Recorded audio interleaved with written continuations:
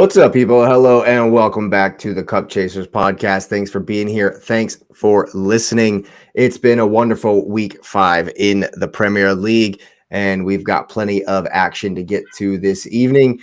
And we will go ahead and start with the champions with the only perfect record remaining in the league. Manchester City hosted West Ham, and they played for 45 minutes, I thought, Lewis. That is City, and that's all it took. You know, they did. It was interesting to me because West Ham was really. I mean, West Ham was actually good the whole game. We're going to give them fair credit. They played well the whole game. When they got open towards the end, you know, that's where, I mean, the sword came out because City was waiting for that. But I think they gave them a solid first half. I mean, City missed some chances in the first half. But, you know, West Ham was always in the game. I think if they can maintain this consistency and they can be healthy, I think West Ham will make a nice run at the top 6 because they look decent this year. Obviously, Paqueta is one of their engines, but they had James Ward-Prowse, man. Yeah, he was great too. But I mean, you know, it just they were solid in the midfield. They were strong going forward. They look good. And, you know, I like the fact that when teams play City, they do kind of, if they think they're good, and I think West Ham thinks they're good, is that me? No. Oh, okay. Okay. Okay. It's not. Okay. So I like when teams play because West Ham played against City, and City looked like they enjoyed that. The first goal, was on Doku. I mean, literally, like everything he did on that first goal at West Ham. Well, I mean, the West Ham goal was on him. Like literally from losing the ball to not getting back all the way, which pulled Diaz out of position, which then pulled Akanji out of position, which then left your goal, which was a good goal. And they looked good. Yeah. And I think Pep, you know, kind of got on him in the half. And I'm going to just say this, as I gave West Ham their props. Man, Doku was something else, man. I like him. Man, I like him. His goal for me canceled out everything, all the good work West Ham did. It did. In the first half. It did. 30 seconds in. I mean, he literally just went straight at him. He was like, hey, I made a mistake. And he said it in his presser. He said, I made a mistake. I had to go get one back. And literally got one back. That was like his first, like in the team thing. And you could see where he's like a little uncomfortable or where he doesn't completely know. When he knows what he's doing, oh, my God. And I mean, I'm looking at the team. And it's just, I mean, I guess it's whatever. It's not bragging, but when De Bruyne is back and Grealish is back, my God. Stop it. Dude, you just stop it. Because then, you know, I was thinking about, because there was a comment made about Cole Palmer going to Chelsea. And we'll talk about that later. And you know, I said, well, I mean, Cole could have stayed and fought. No, he couldn't have. He would have never seen the pitch again. Ever. Not with that guy there. This guy is ridiculous. I don't like it. He's Sterling with better ball skills and can score. I don't like it. Sterling speed. I'm like, this guy is, and he can play both wings.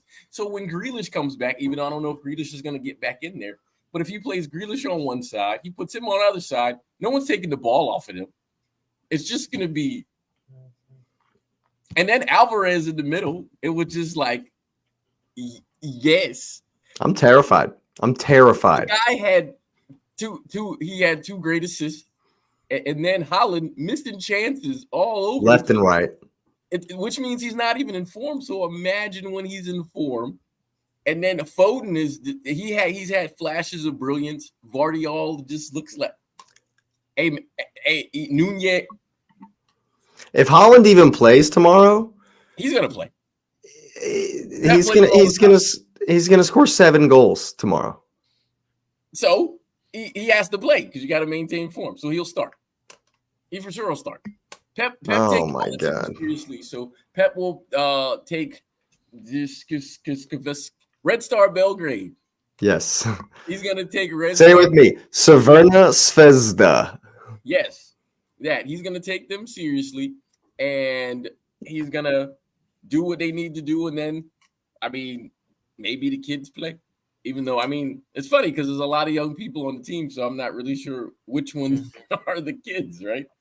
But it was good. Walker played pretty decently, and I liked Ederson is actually looking more and more like a goalkeeper. I mean, he was always a goalkeeper, but he's looking more like a shot-stopping one.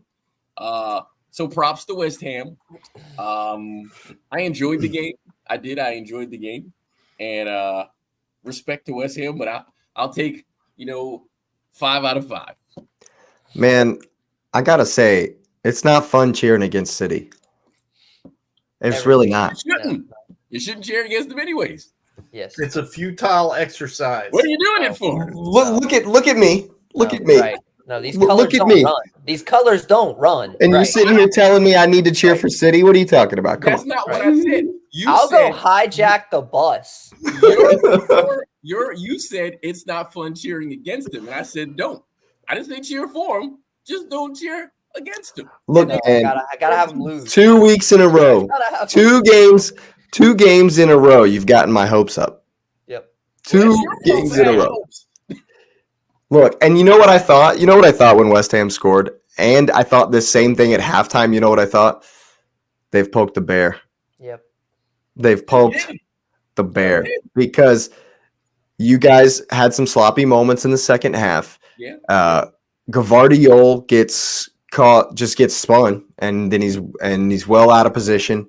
Doku was way up the field as well, and so Antonio puts in the good cross. James Ward-Prowse is there for the header, or was it Paqueta? That whichever. And I know the play, but I got.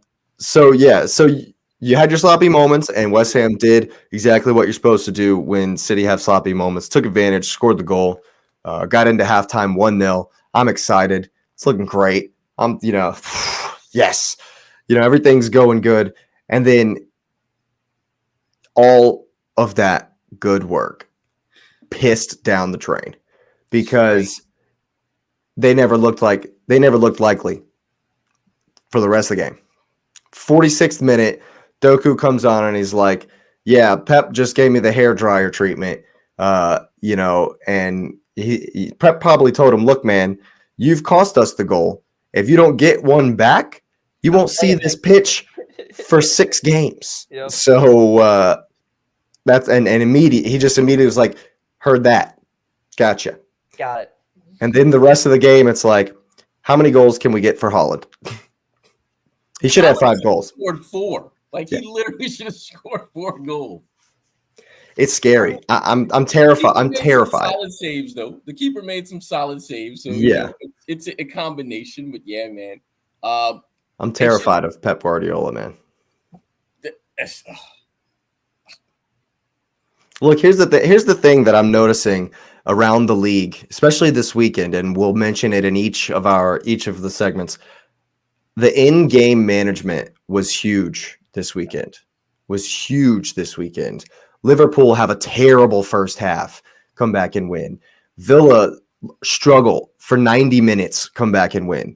Tottenham have a million shots and are losing in the 90th minute and come back and win. So these, and it was the subs for Tottenham. It was the subs for Liverpool.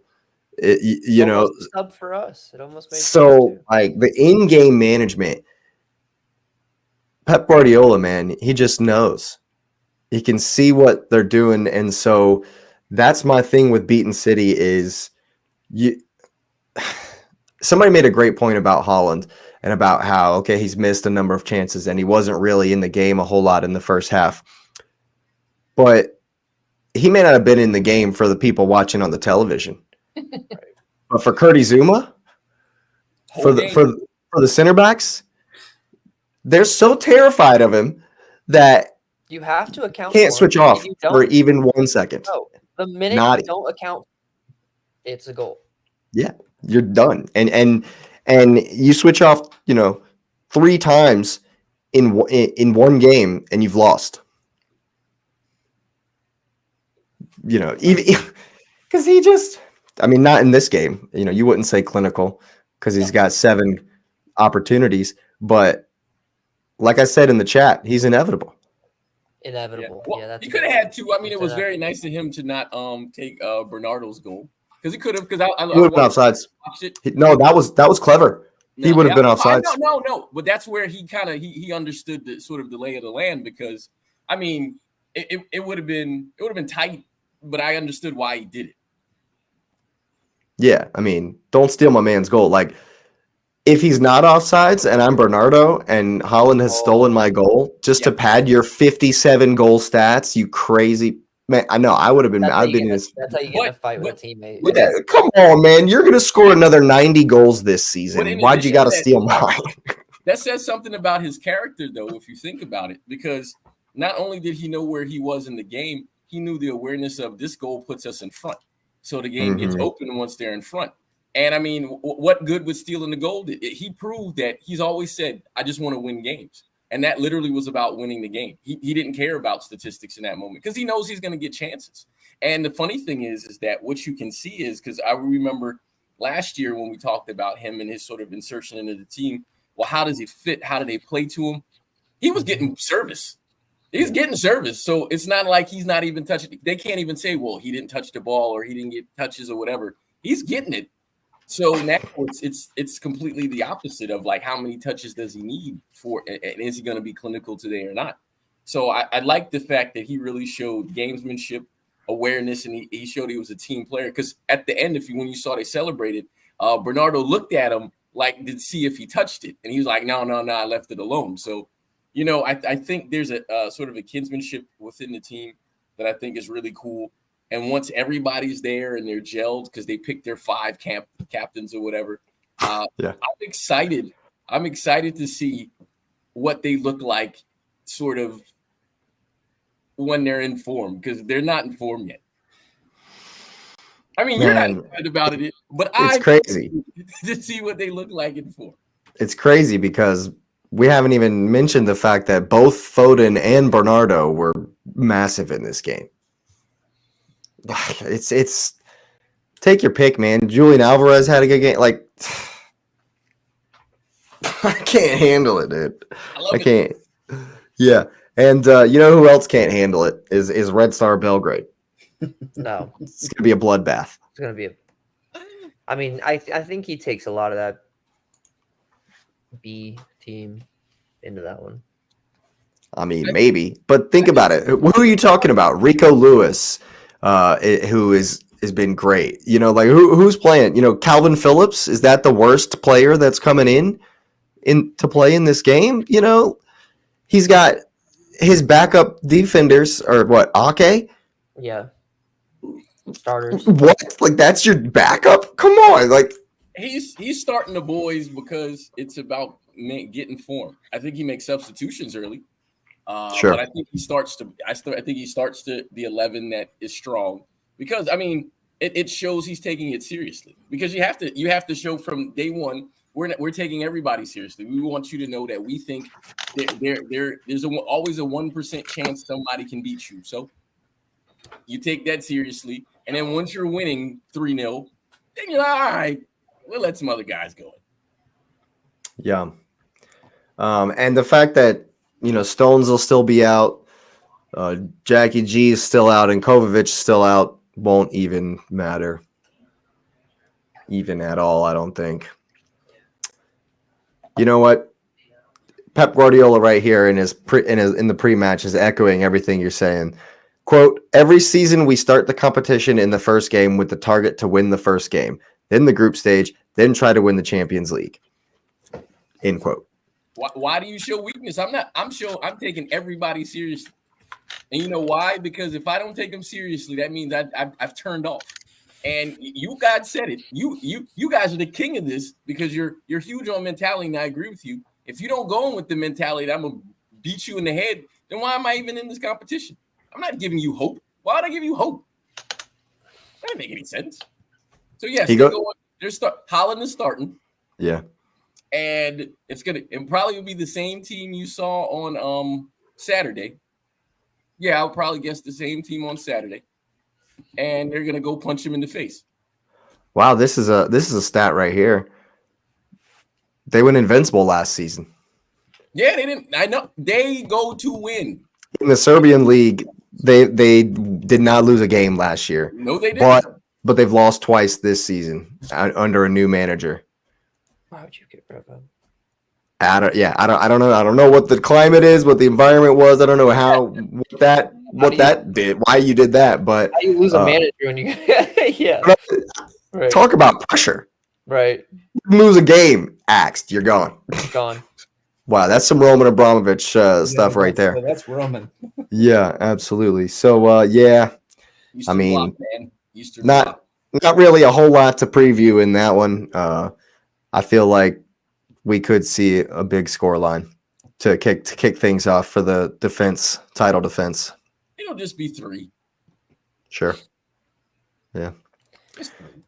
I mean, we can hope that there's another RB Leipzig type game coming. Just stop them in their tracks. But no. But then we remember what happened to Leipzig when they did the second round in the second fixture. So yeah. Again, poke the bear. Yeah. Well, things are going great. Lewis sitting up there eating his caviar, drinking his champagne on top of the world, and we're gonna bring it crashing way back down here for the next segment. What happened on the South Coast? Both games, or no, actually the Brighton game was not there, but the Bournemouth game. Brighton game was It wasn't even on the South Coast. That was in Manchester. It wasn't a disaster, but it's not good at Chelsea Football Club. Our little wins here, okay? I'm not. That's more. I think we lost that tie last. That side of the tie last time. So wasn't it 2-2? Bournemouth. I know we're talking about Bournemouth, but I mean, let's be honest. This is kind of where we're at right now.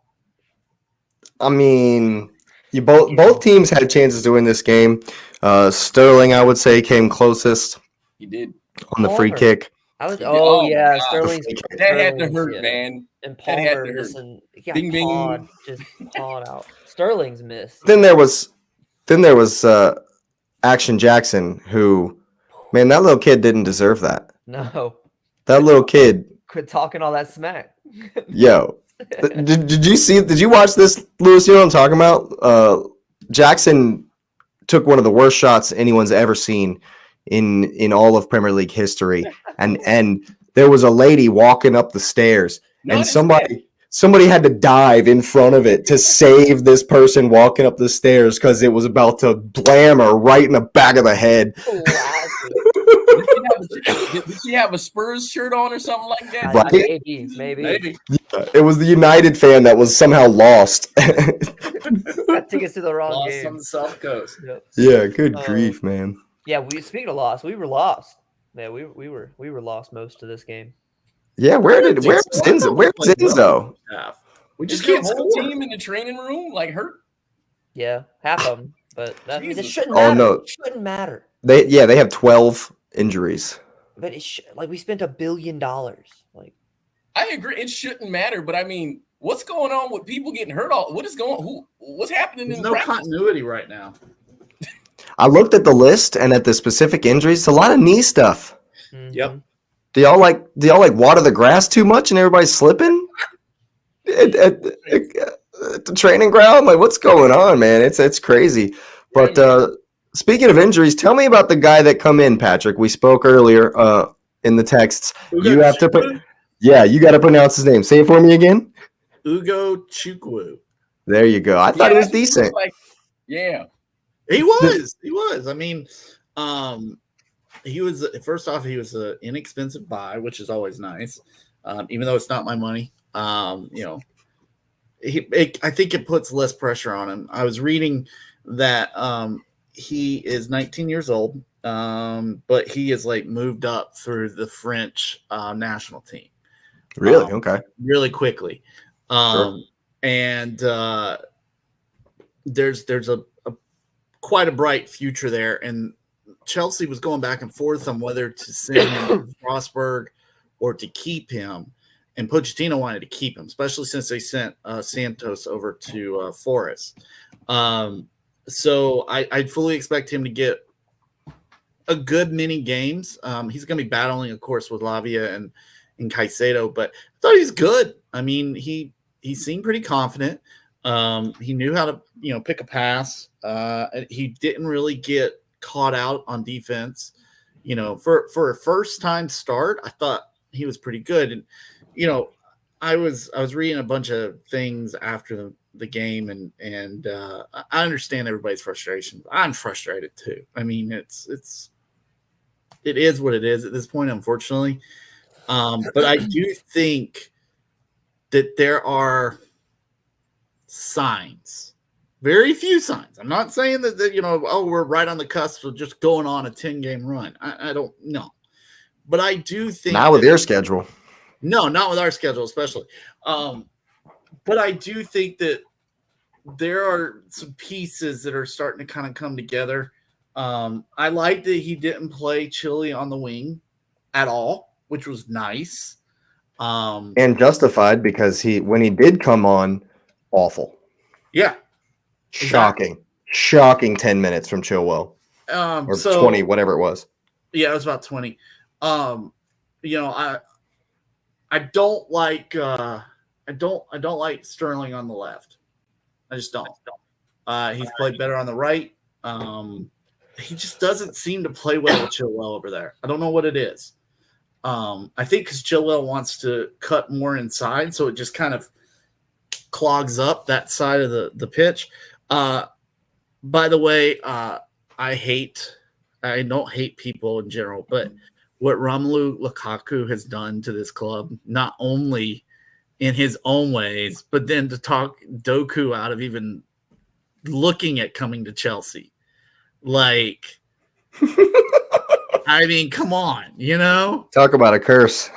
I mean, I know. I mean, if I had the choice and I wasn't a Chelsea fan, I totally understand going to City at this point.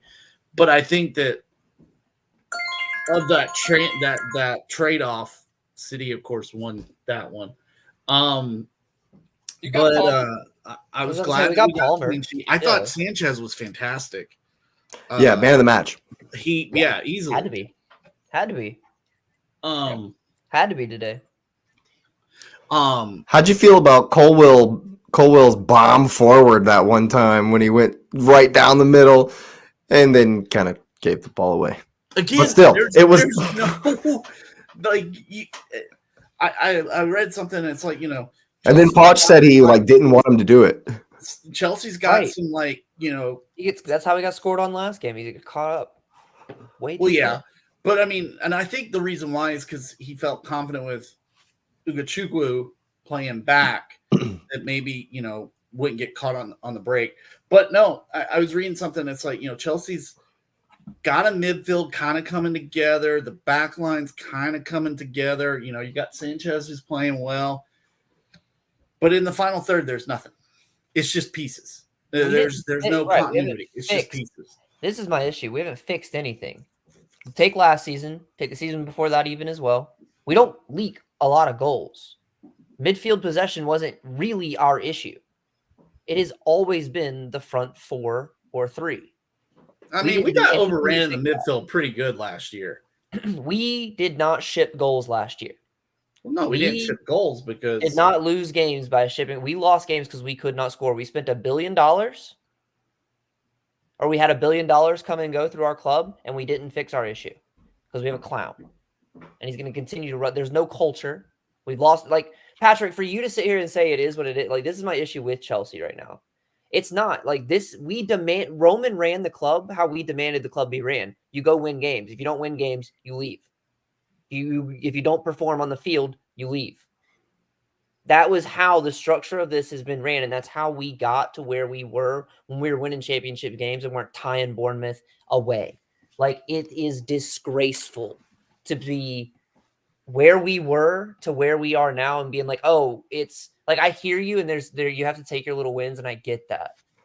The issue I have with it is we are not demanding this club, and the fans kind of have taken complacentness with this as well. No, I don't think they have at all. They're already starting to call for Pochettino's head. Right. And because as Chelsea fans, that has been how we fit. If you do not come here and perform, don't be scared to as a CEO and as a boss, or as a business owner or whatever, if you're dealing with money and you're running a business or you're trying to win games, don't be scared to fire people. All right, I made the wrong choice. Bye. I'll find someone who can.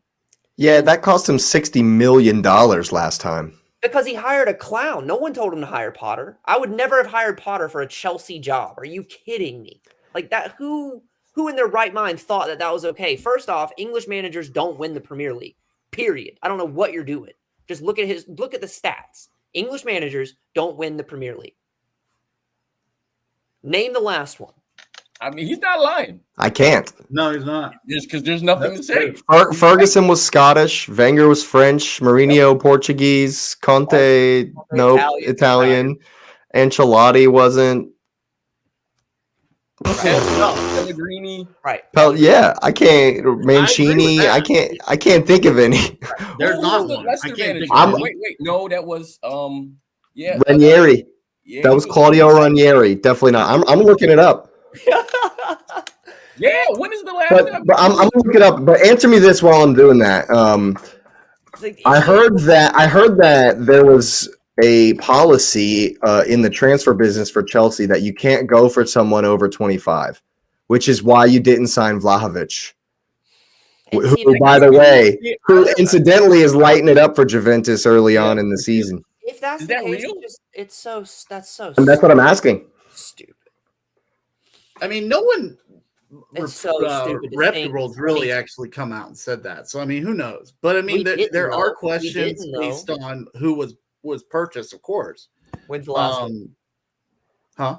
When's the last 30 years ago, Howard Wilkinson, Leeds United, the season before Barclays bought the Premier League. So you thinking an English Premier League manager is even going to get you somewhere like hiring Potter for that long? You're a clown. You are a clown. Well, now you That's got to told us actually ask everything the we question. needed to know.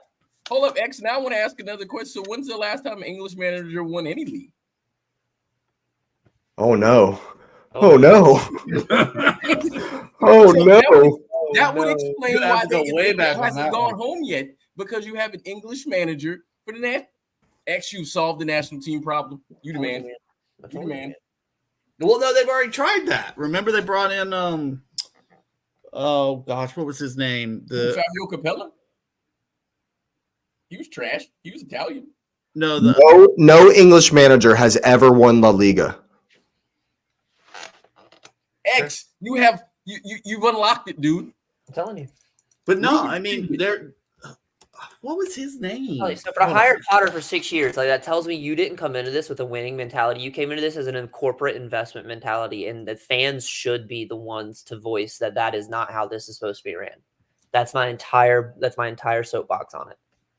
You want to buy 25-year-olds, you want to make an investment for the future, you want to spend hundreds of millions of dollars that you had to promise to the club anyway on players who don't pan out. That's unacceptable. Spend your money where you want it. Like to bring Mitrovic, we should have brought Mitro. We should buy Tony. There's all these players who can solve our issues, but no, they're over 25 and they're not worth $100 million. I mean, we're looking at buying Tony anyways already. Say again? It won't happen. It won't happen. Why? I guarantee it won't happen. Why? He's over 25. No, there's already links with him. There's Chelsea to I'm purchase telling him. you, the transfer madness that ensued this summer. I'm in the same boat as Jake.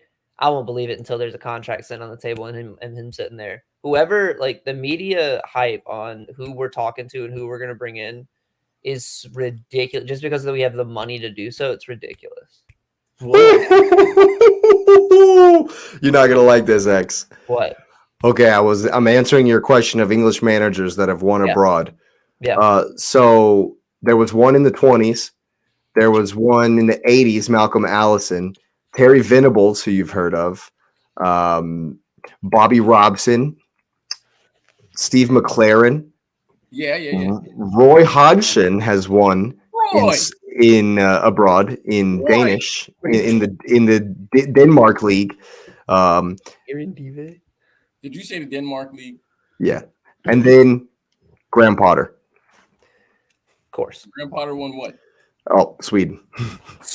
Yeah, The Swedish league with Ostersunds. That's how he got the Brighton job. Yeah. Yeah. So, but yeah, it's Fabio Capello. That's who I was thinking of. yeah, Capella. Yeah, he was before manager. Was he right before Southgate? No, it was another one before. Or was he before Hodgson? Because they had Roy. Before. Because it was supposed to be Big Sam. Before. Okay, so it was Stuart Pearce who took over as a caretaker. Then Roy Hodgson, Sam Allardyce. I totally forgot that Big Sam coached the national team, and then Garrett Southgate. One game. It's just sad. It's just like getting back to the Bournemouth Chelsea game. It's just sad that we have to look at it and be like, I don't think Enzo should have been entrusted to our midfield for $100 million. Again, I would trade, and I will say this to the blue in the face, I will trade Enzo, Mudryk, and Caicedo for Jude Bellingham, all $300 million for Jude in a heartbeat. And Real Madrid would still tell you no. No, I'm saying no. So who we should have bought from Dortmund. If Real comes with one, we came with two. If Real comes with two, we should have went all in on three. Yeah, he's a baller, man. He fixes our issue. He's a creator. He's a goal scorer. He plays that deep setting 8-10 that can make a run with the ball. Like we miss like this whole system last year and this year. It's like, sure, we miss Eden Hazard for the player he was. It's that role. It's being able to take the ball from point A to point B, not lose it, and be able to either create or score. That is, we don't have a 10. We don't have a 10. Enzo's not, and that's the problem. Enzo's not going to be that. We paid $100 million, and he should play the 10. He needs to play an 8. Yeah, I don't think he's a $100 million 8 either. I just don't. Like these last few games, that's just not. That's not. He had a great World Cup. Again, that's the World Cup. I have my own opinions about that. He was sitting behind Leo Messi. You're going to look good. Nobody's worried and focused about you. He's the focal point. They put 2 men on Enzo. He disappears from the game. I mean, we don't have a 10. I mean, well, is your answer, and this is definitely a question I wanted to ask, is your answer your new captain? Who's their captain? Gallagher plays. Gallagher got the armband and played in the 10 role. But Gallagher plays Gallagher plays his best football. He's a hustle. He's a workhorse. He plays his best football defensive side of the ball. How do you feel about him having the armband? I know it's kind of a who else is going to take it kind of situation because of you have a whole starting 11 injured, but I'm shocked that they're not giving it to Silva. He don't want it. I'm telling you, he don't want it. Which means he's leaving.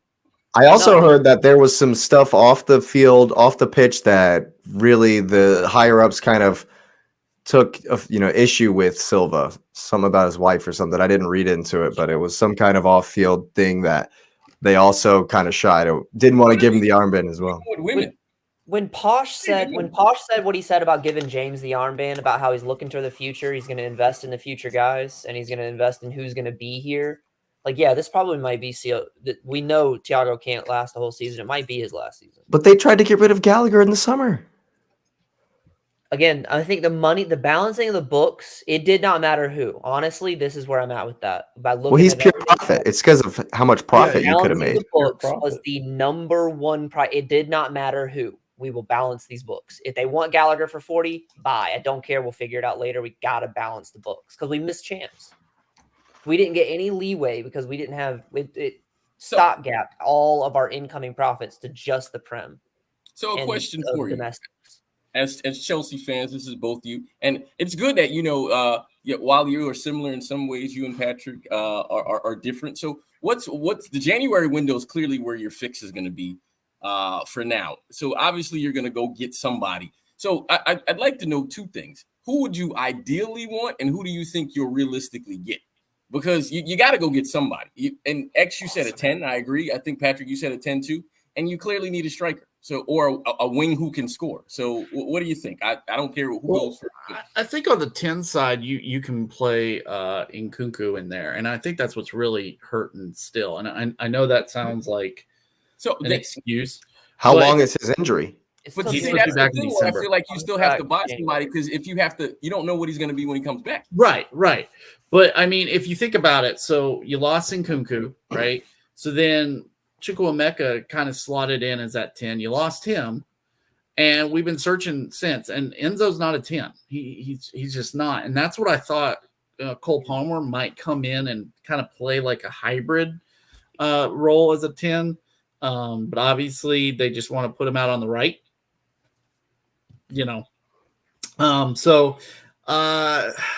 I mean, ideally, Osman's who you want to get. That's not going to happen. I think that Tony is very achievable. He's got Premier Back League off. experience. You're not Premier he's League experience. Off. Not, not, yeah, he's He's not. only 3 miles down the road. We won't get him. And he'll be like, He's going to 65, want to come in. He's going to want to come into a title challenge, not a relegation fight. Come on.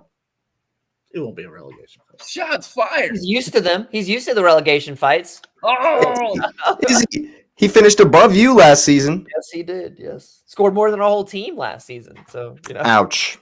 Ouch. Yeah, but does he want to come in and sit the bench, or does he want to play? oh, he started at Arsenal. He'd start at Arsenal. No way he would start at Arsenal. Not right away. He's got more goals than Jesus all day long. All day.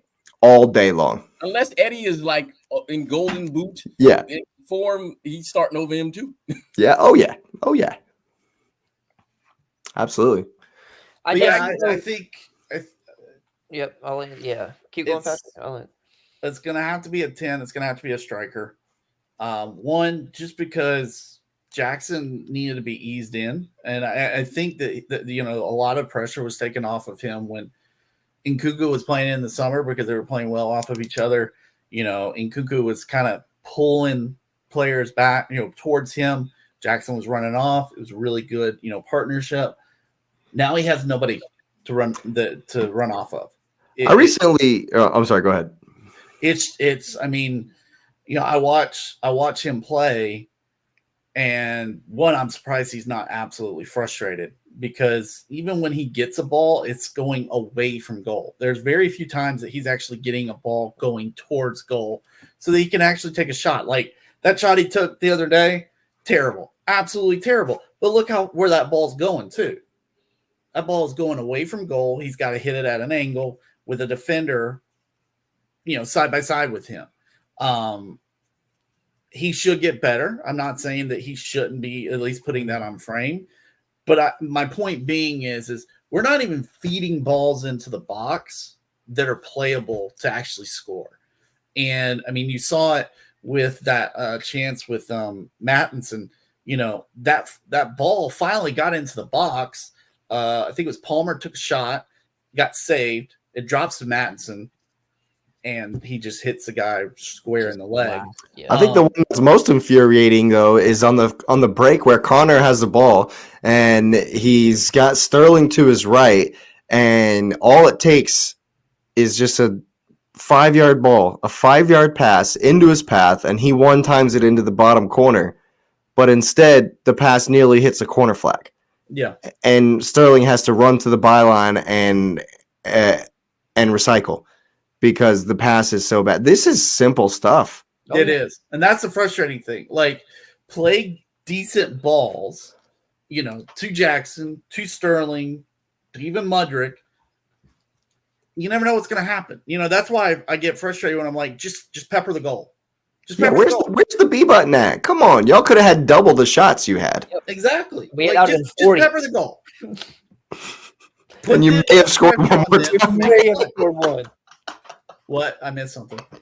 He said they would have doubled our shots that we had. And I said, yeah, that would have made it 40. You might have got a goal. We might have. Oh, no. But yeah, we find ways not to score. It's incredible. That stat that Haaland has scored as many goals as Chelsea since coming to the league is crazy.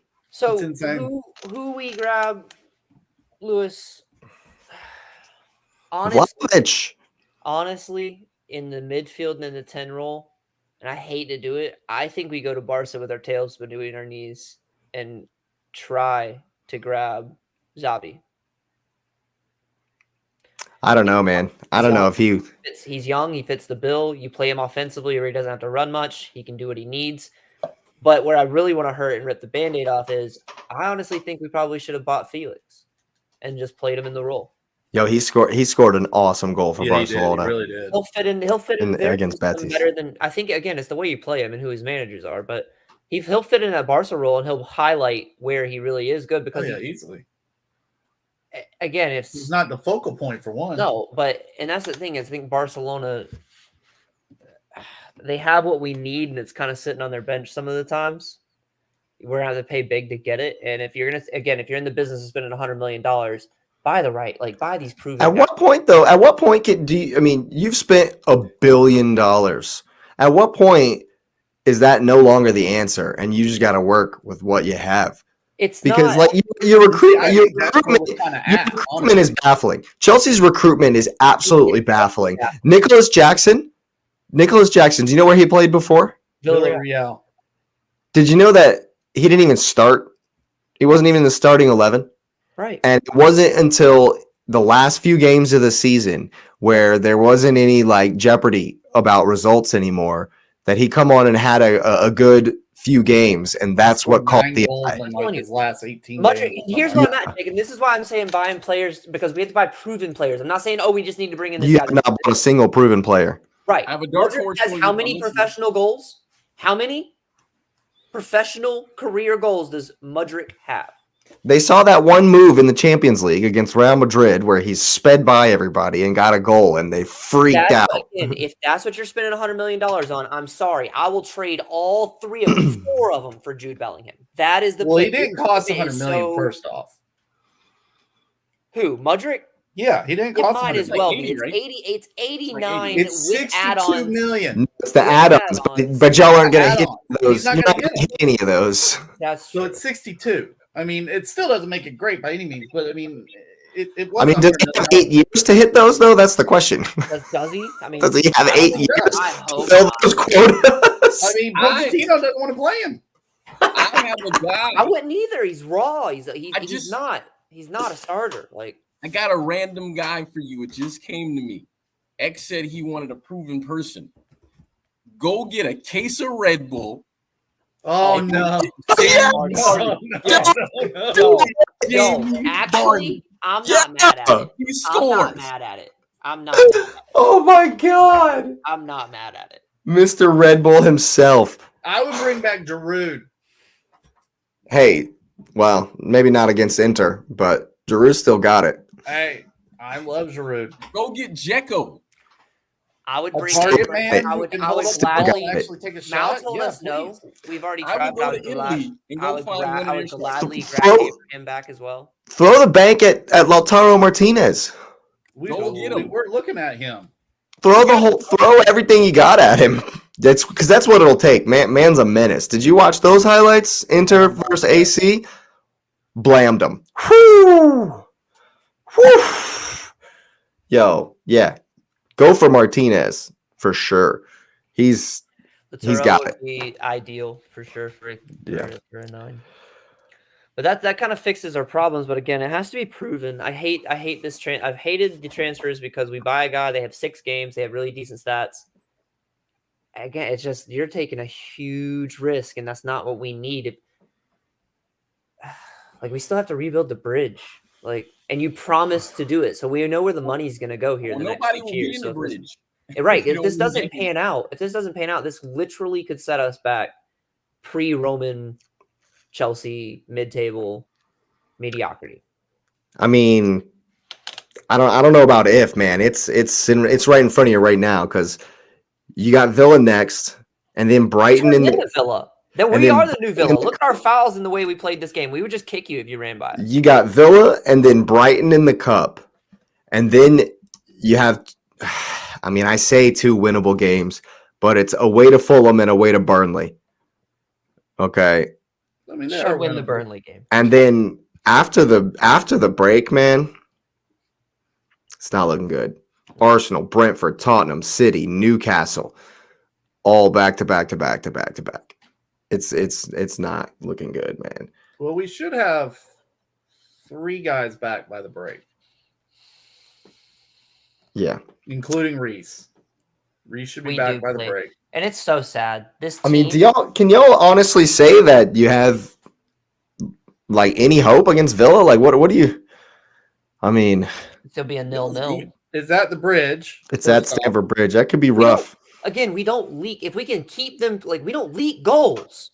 I But worry you though about literally have the easiest starting first 5 games. You literally everyone in the league, you had the easiest start, and you accrued 5 points, and it's It's long, as they say. It's looking rough. I just I expected think. I expected more from Pochettino. Well, hey, you said it earlier, and I think this is a good way to wrap up the segment. Patrick and I were talking about it earlier today as well. You're just going to have patience, man. That's what that 25-year-old rule or whatever was, rule of thumb. You've bought all youth players.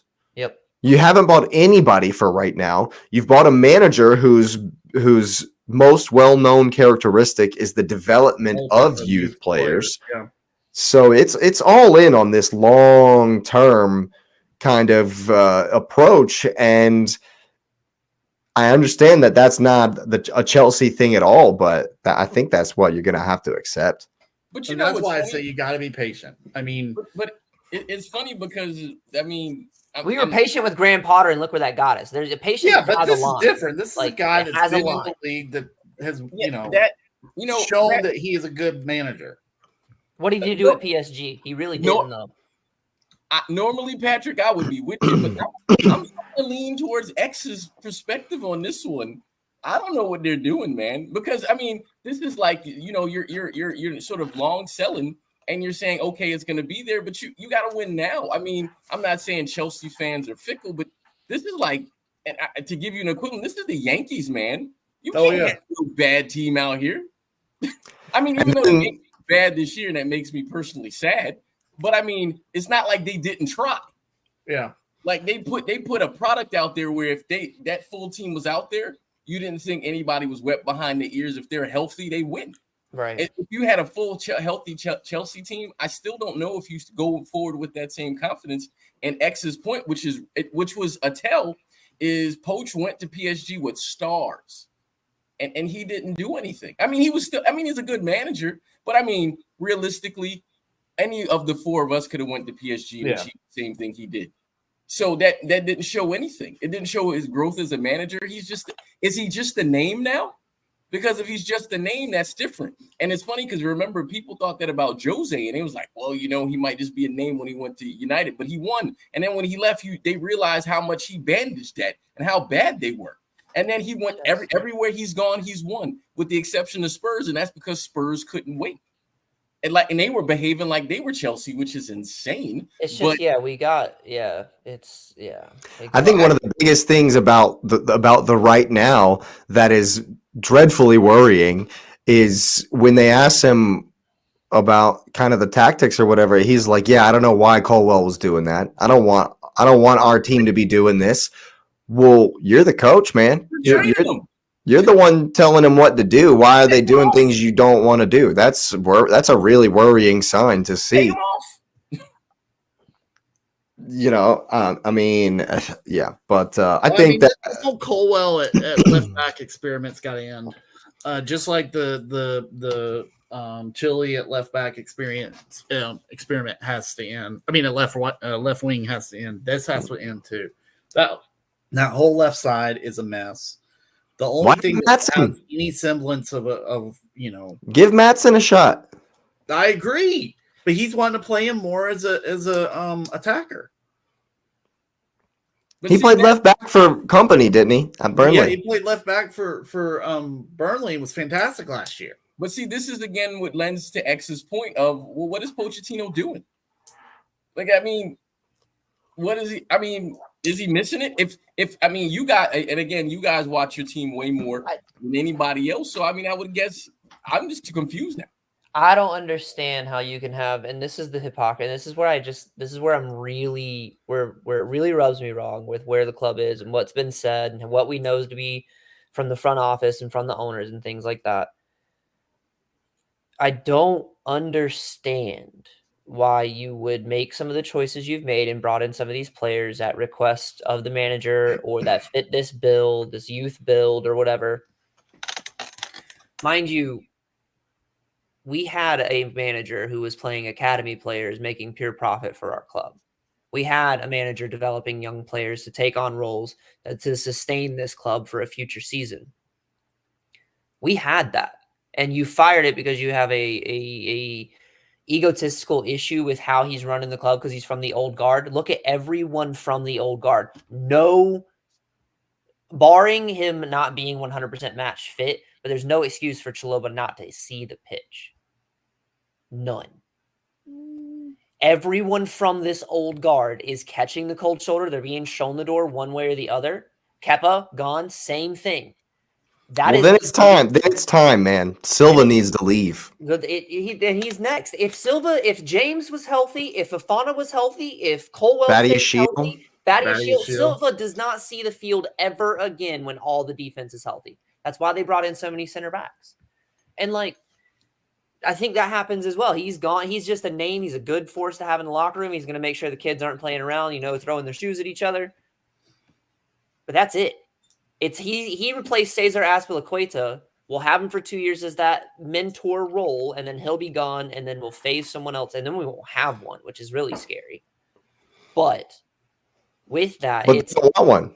Right. And that's my biggest thing is like that manager-wise, they don't want one. They don't want one coming from the manager. They hated Tuchel for that from the ownership side. The players hated Frank because he demanded it from the player side. Potter was a joke either way. Either the league was taking advantage of us or the players were taking advantage of us going on pool days because they needed rest.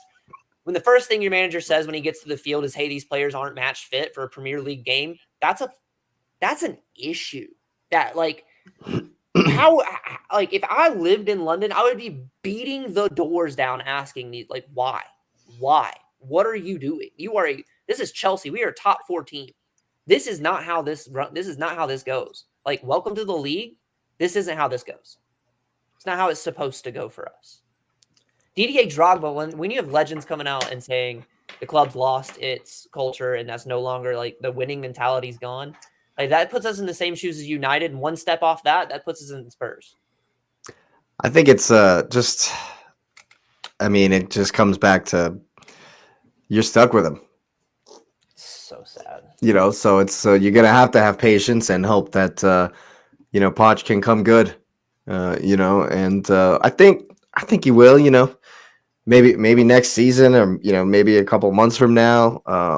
But hopefully he'll get it together real quick because y'all got some pretty rough games coming up. Rough pump. But speaking of rough games, the Arsenal have traveled to Everton, to Goodison Park, for the first time in 7 years to get the 1-0 victory. Classic 1-0 to the Arsenal. The hero. Leandro Trossard off the bench. I think the biggest overall takeaway is something that's very bolstering, and it's the fact that we have squad depth this season like we didn't last season. And never before have I been able to say we have this guy injured and this guy injured and that guy injured, and I haven't batted an eye.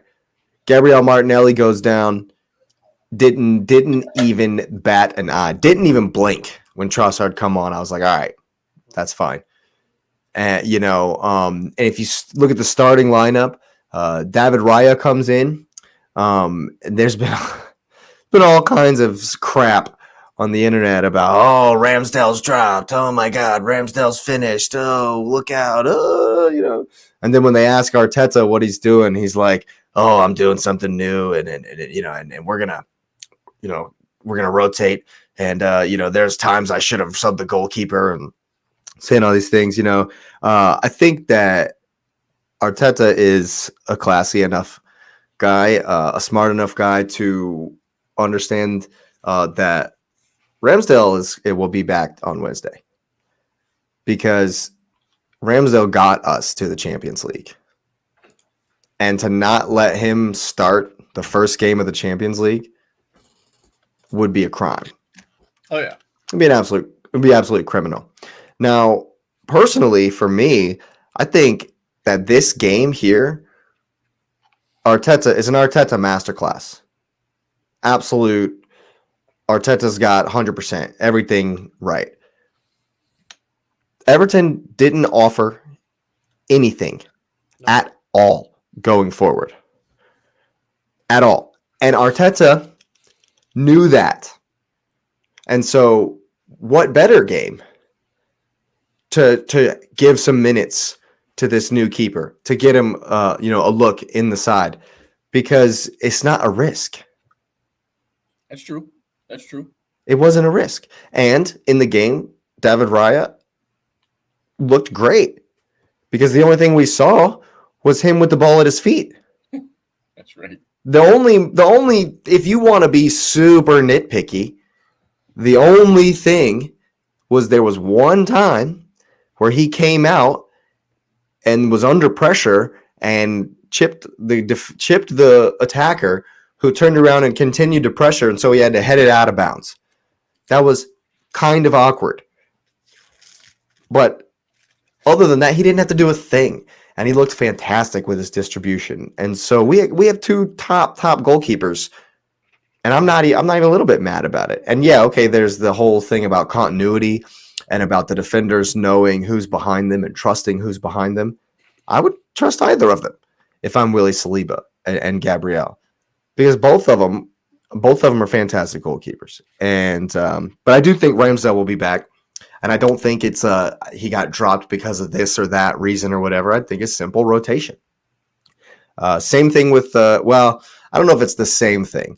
Fabio Vieira starting over Kai Havertz looks a bit more like Kai was dropped, but it's the same argument. I think that Arteta made a point about the Newcastle game last season, where if we tried to battle Newcastle the way they play with the physicality, we would lose. Same thing with Everton. If this Everton team, this Sean Dyche low block FC, if we tried to battle them and win the physical battle, we'll get bullied. Yeah. Just kind of is what it is. And so he put in Vieira, who is a bit more of a ball player. And if you go back and listen to some of the episodes from last season, I was highly critical of Fabio Vieira. And my biggest thing about him was his lack of confidence. That's gone. He looks very confident this season. I was very impressed with the way he played. And he should have had an assist. I know, Patrick, you disagree. And I did a deep dive on this one, and I've went to the PGMOL and I've read their statement about this goal that's been disallowed. Yeah. And I still disagree vehemently. But here's what they had to say. The league defines an offsides by the defender. Like, he wouldn't have been offsides if the defender had made an intentional, deliberate play on the ball. And a deliberate, intentional play on the ball is defined as having control of the ball. Okay, he didn't have control of the ball. But also, Gabriel is not even looking forward. He's looking to his right. He tries to play the ball to the right. Complete other direction. The complete opposite direction from what actually happened. He's cannoned it off the dude's shin. Yep. If this is not VAR, this call, if there's no VAR, this call is 100% subjective, down to that AR. Yeah. 100% down to whether or not the AR puts the flag up. They would not even have considered, they wouldn't have even thought about the fact that it was like, was this a deliberate pass or not? That would not have been a discussion. He would have either been in an offsides position or he wasn't in an offsides position. And the way they've been drawing lines this season seems a little suspect, I'm going to say. The line part was weird because, like, when the player started running backwards, I'm like, it was, I can see what they're saying, like, on a technicality, so I get it. So I'm like, I'm not going to bang my head against the wall because I guess I get the point. But in the scheme of the game, I'd be hard pressed to call that. I'm just upset because the standard of refereeing, first of all, is in the basement. But Simon Hooper was absolutely atrocious. He's Everton's best player by far. By far. Did more for them than any other player on the pitch than any other person on the pitch. And I will stand by that. The referees just do not protect anyone on our squad. Saka got kicked. I couldn't tell you how many times. Did Mikolenko get a yellow card in this game? Nope. Gabriel Jesus comes on for half a second. Not Gabriel Jesus, but there was the one time where Gabriel stands his ground because he can't do anything else. Dude just runs into him, and Gabriel gets the yellow card.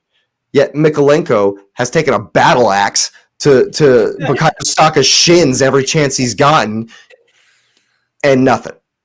And so maybe I'm just a biased, delusional Arsenal fan, but for me, it's clear.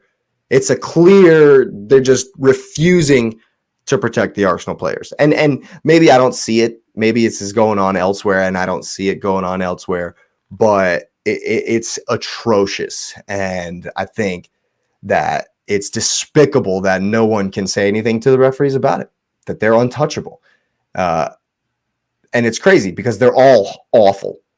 I've yet to see a refereeing performance this season where I was like, he's done a great job. Well, you have to take into consideration that their head of referees or whatever isn't it still Howard Webb? It's Howard Webb. Yeah, that explains a lot. That explains a lot. I mean, sadly, compared to this group, he actually looks like a good referee. But, we all know how Howard Webb was as a referee and how he protected United, for sure. I actually wanted to discuss the whole Gabriel thing with that foul that ended up with a card. I've seen that called a lot. I don't agree with it by any means. I really don't. I don't think it's a yellow card offense. I think that, it's sort of like, players are saying, okay, well, I've got the ball. I'm going to work it around somebody. And that was Everton had a chance in the box. And that's what I think it was Beto or Neto. I don't remember. Beto is his name. Yeah, Beto. Neto was the keeper against Chelsea. Beto, he worked it around somebody, and then he lost control, and Saliba pulled his leg out at first, and then he pulled it back, and he pretty much had a disgusting dive as a result. But my point being is offensive players know that they're going to call it. So they, okay, I worked it around Gabriel, smacked right into him. They're going to call it. And it's not fair to the defenders by any means. Sterling had one in our game. It was the same thing. Like, he just ran straight into him, grabbed him. They both fell. Defender catches. What else is he supposed to do? Right. Yeah, exactly. Right. That said, I wanted to ask you, and I don't want you to get upset when I ask this. Do you think attacking wise, y'all have actually taken a step back from last year? No. I understand where you're coming from. But it's because of like, it seems a bit slower, seems a bit more concerted, a bit more calculated. But I think that if you look at who we've played, even Manchester United as well, it's been all of it has been constrict space, be tight, don't really try to keep us from playing, try to keep us from passing around. So it's a lot of side to side. It's a lot of trying to, open up the spaces in the channels so that Martinelli running in behind can have options, or if we have the ball out wide, getting those 3v1s in that channel or 3v2s in that channel so we can get somebody, maybe a Havertz or Odegaard making that deep run from midfield. And I thought that in this game we were looking for that incisive pass a lot. I thought that Saka was taking on Mikolenko.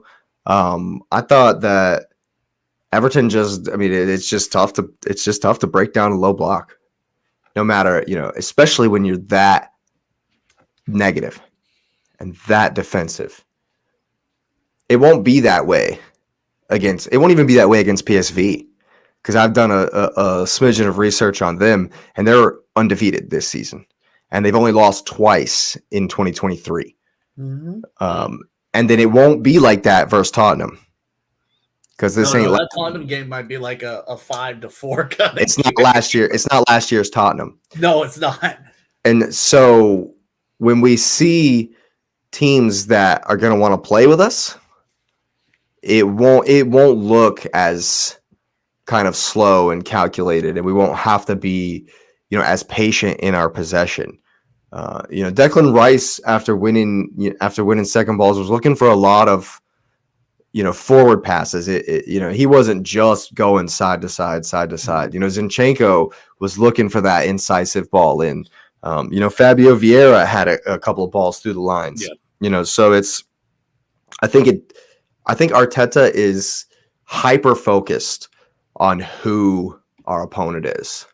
And so I think that is exhibited with his personnel choices. Fabio Vieira for Havertz, and Eddie gets the start again, which was not like a huge surprise. It wasn't necessarily an eyebrow raiser. I definitely thought Jesus would start, but he's been so good as an impact coming off the bench, and maybe he's still not 100%, and so I didn't mind it at all. But I definitely think that Arteta's approach is very, very focused on who we're playing, what the situation is. And I honestly think that he had an eye on PSV as well. I think we'll see Havertz again. Say what you will about his contribution in that Champions League run. He still has a Champions League winning medal. His goal might have been a tap in, but he still lifted the big ears. Exactly. Fernando Torres story all over again. That's all it took is one goal. Yeah. One goal with all his best performances, I thought, last season for Chelsea were in the Champions League. Yeah. And so I think Ramsdale will be back in. I think Havertz will be back in. And I do think Jesus will start. I don't think Eddie had a bad game.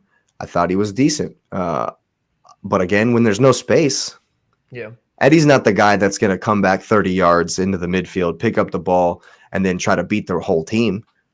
Jesus will do that. He has no issues, trying to come back, get the ball, and then dribble two guys and lay it off for a give and go in behind. Eddie's more of a trying to run in behind, trying to make a good run, trying to occupy the center defender. Really? And so I think PSV will be a bit more of an open game.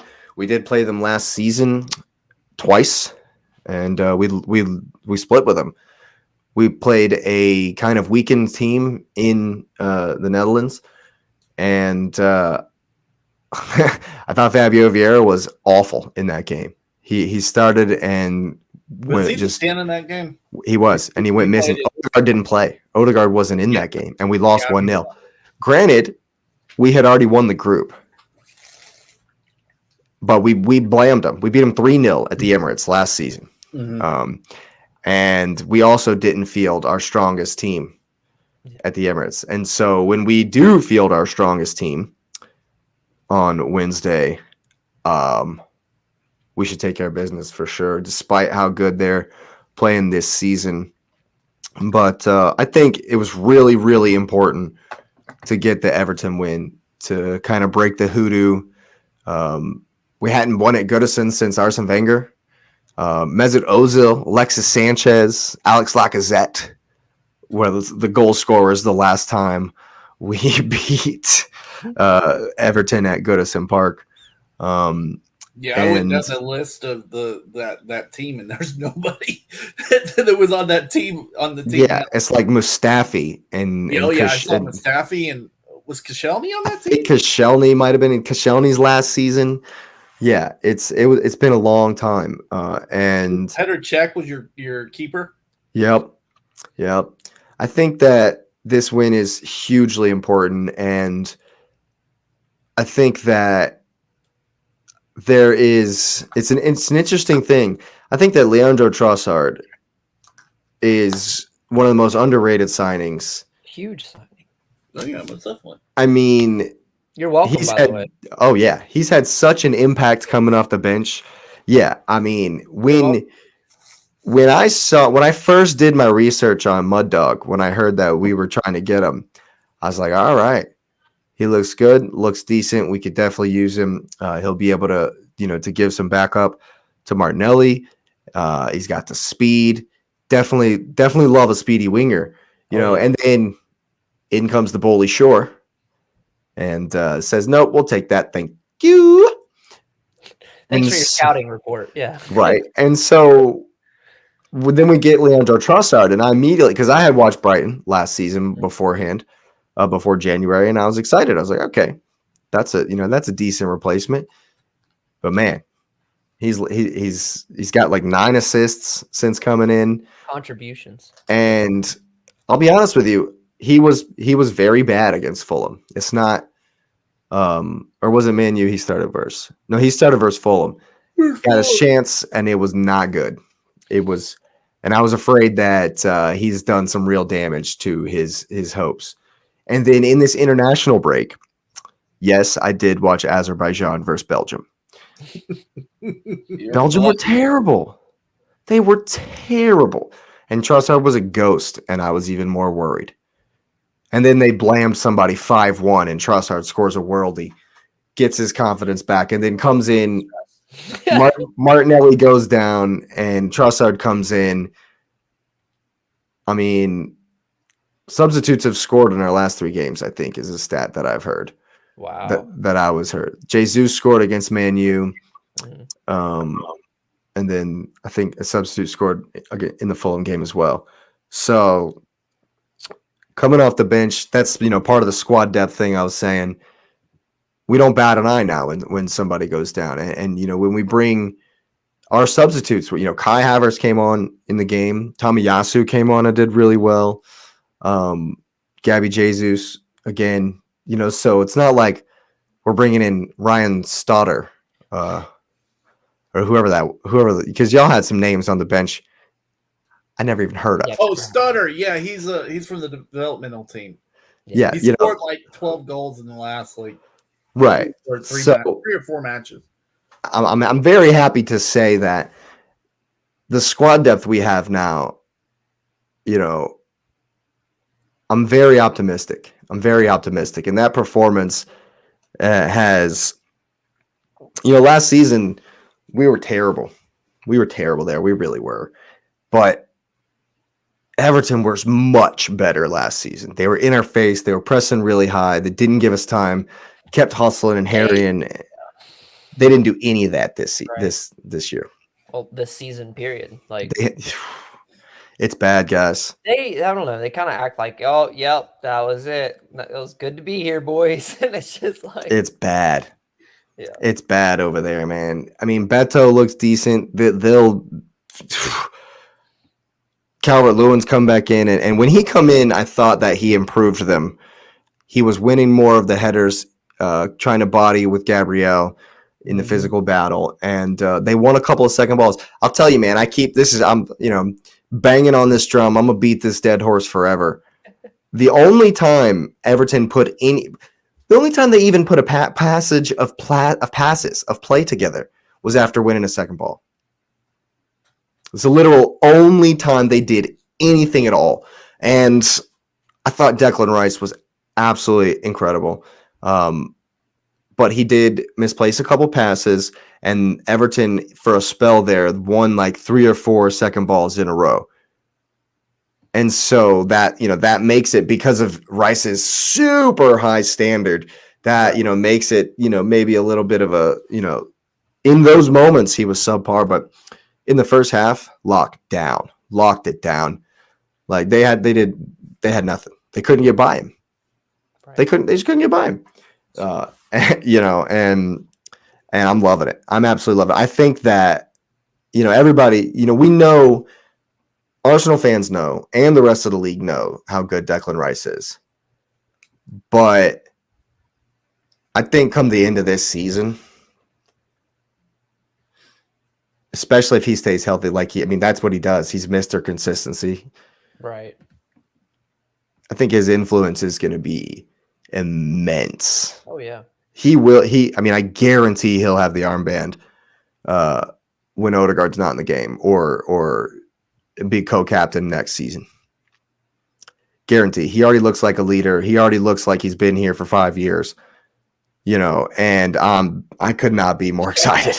Well, yeah, it's a huge pickup, and I wanted Rice. I mean, the whole league knows. I mean, he held it down at West Ham and shined there when. Yeah, that's a huge pickup for y'all guys. It's massive, and if you look at the team now, we had like 17 internationals. Think about this: Declan Rice was captain at West Ham. Odegaard is the captain of Norway. Yeah. Tomiyasu is the captain of Japan. We got 6 guys on the England squad. We got 3 guys playing for Brazil. Willie Saliba is in the France team. Like, we're putting it. We've put a squad together, and there's only one thing left to do. Beat City. And it's coming up soon. It's coming up soon. October 6th, I think it is. And yeah, we have some games in between. Yeah, we got PSV on Wednesday, and I'm so pumped to be back in the Champions League. But here's the run of games. It's PSV at home. It's Tottenham at home. Ooh. It's away to Brentford in the League Cup in the what do you call the Energy Drink Cup? Yeah, Drink Cup. Yeah. Carabao Cup. Then it's away to Bournemouth. Not an easy place to go, as we've seen. Then it's away to Lens in the Champions League. And then it's Manchester City at the Emirates. Right. Most important game of the season. But we'll get there. We'll get there when it comes along. Yeah, I think moving forward, it's been too long. 7 years, I believe. 7 seasons. After going 27 seasons or 20 straight seasons, not just in the Champions League, but being one of the top teams, one of the knockout stage teams of Europe for like 17 straight seasons. Yeah. We've then gone 7 without it. Yep. I'm so pumped. I'm jacked up, man. It's gonna be just to hear that music ringing out at the Emirates, man. Yep. Yeah.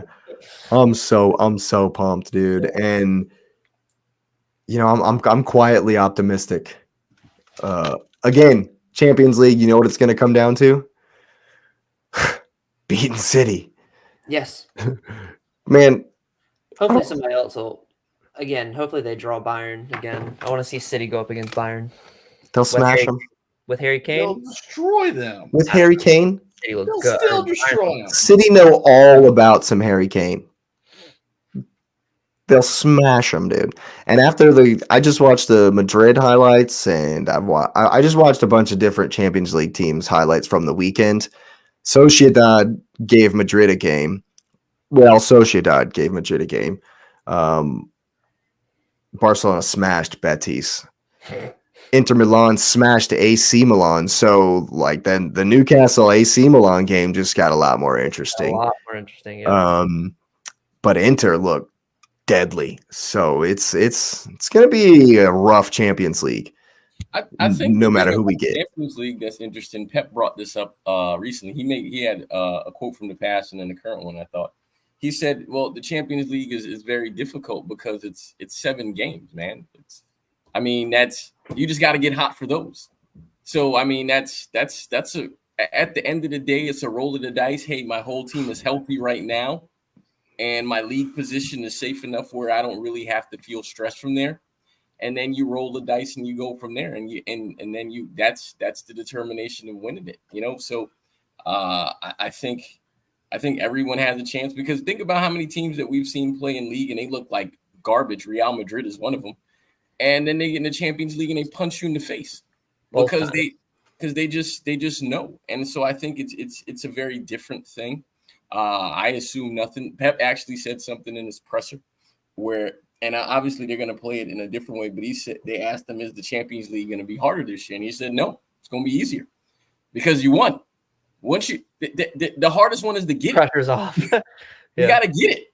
until you get because you don't know what it feels like to win. Like, and so I can understand your excitement, Jake, because and it doesn't matter who you play. You could have played like Podunk FC from somewhere, right? You still would have been hyped because it's about being in the competition, knowing, hey, this is the first of 3 points that we need to get to we need to get 9 to 10 points to advance into the next stage. But I mean, obviously you want to win your group, and then you want to be on the top. So you're hosting somewhere in the knockouts, and you hope you get a decent draw. Because I mean, it's a bit different because I don't know if you're going to take my mentality of I want everybody. Give me the best team. We don't care.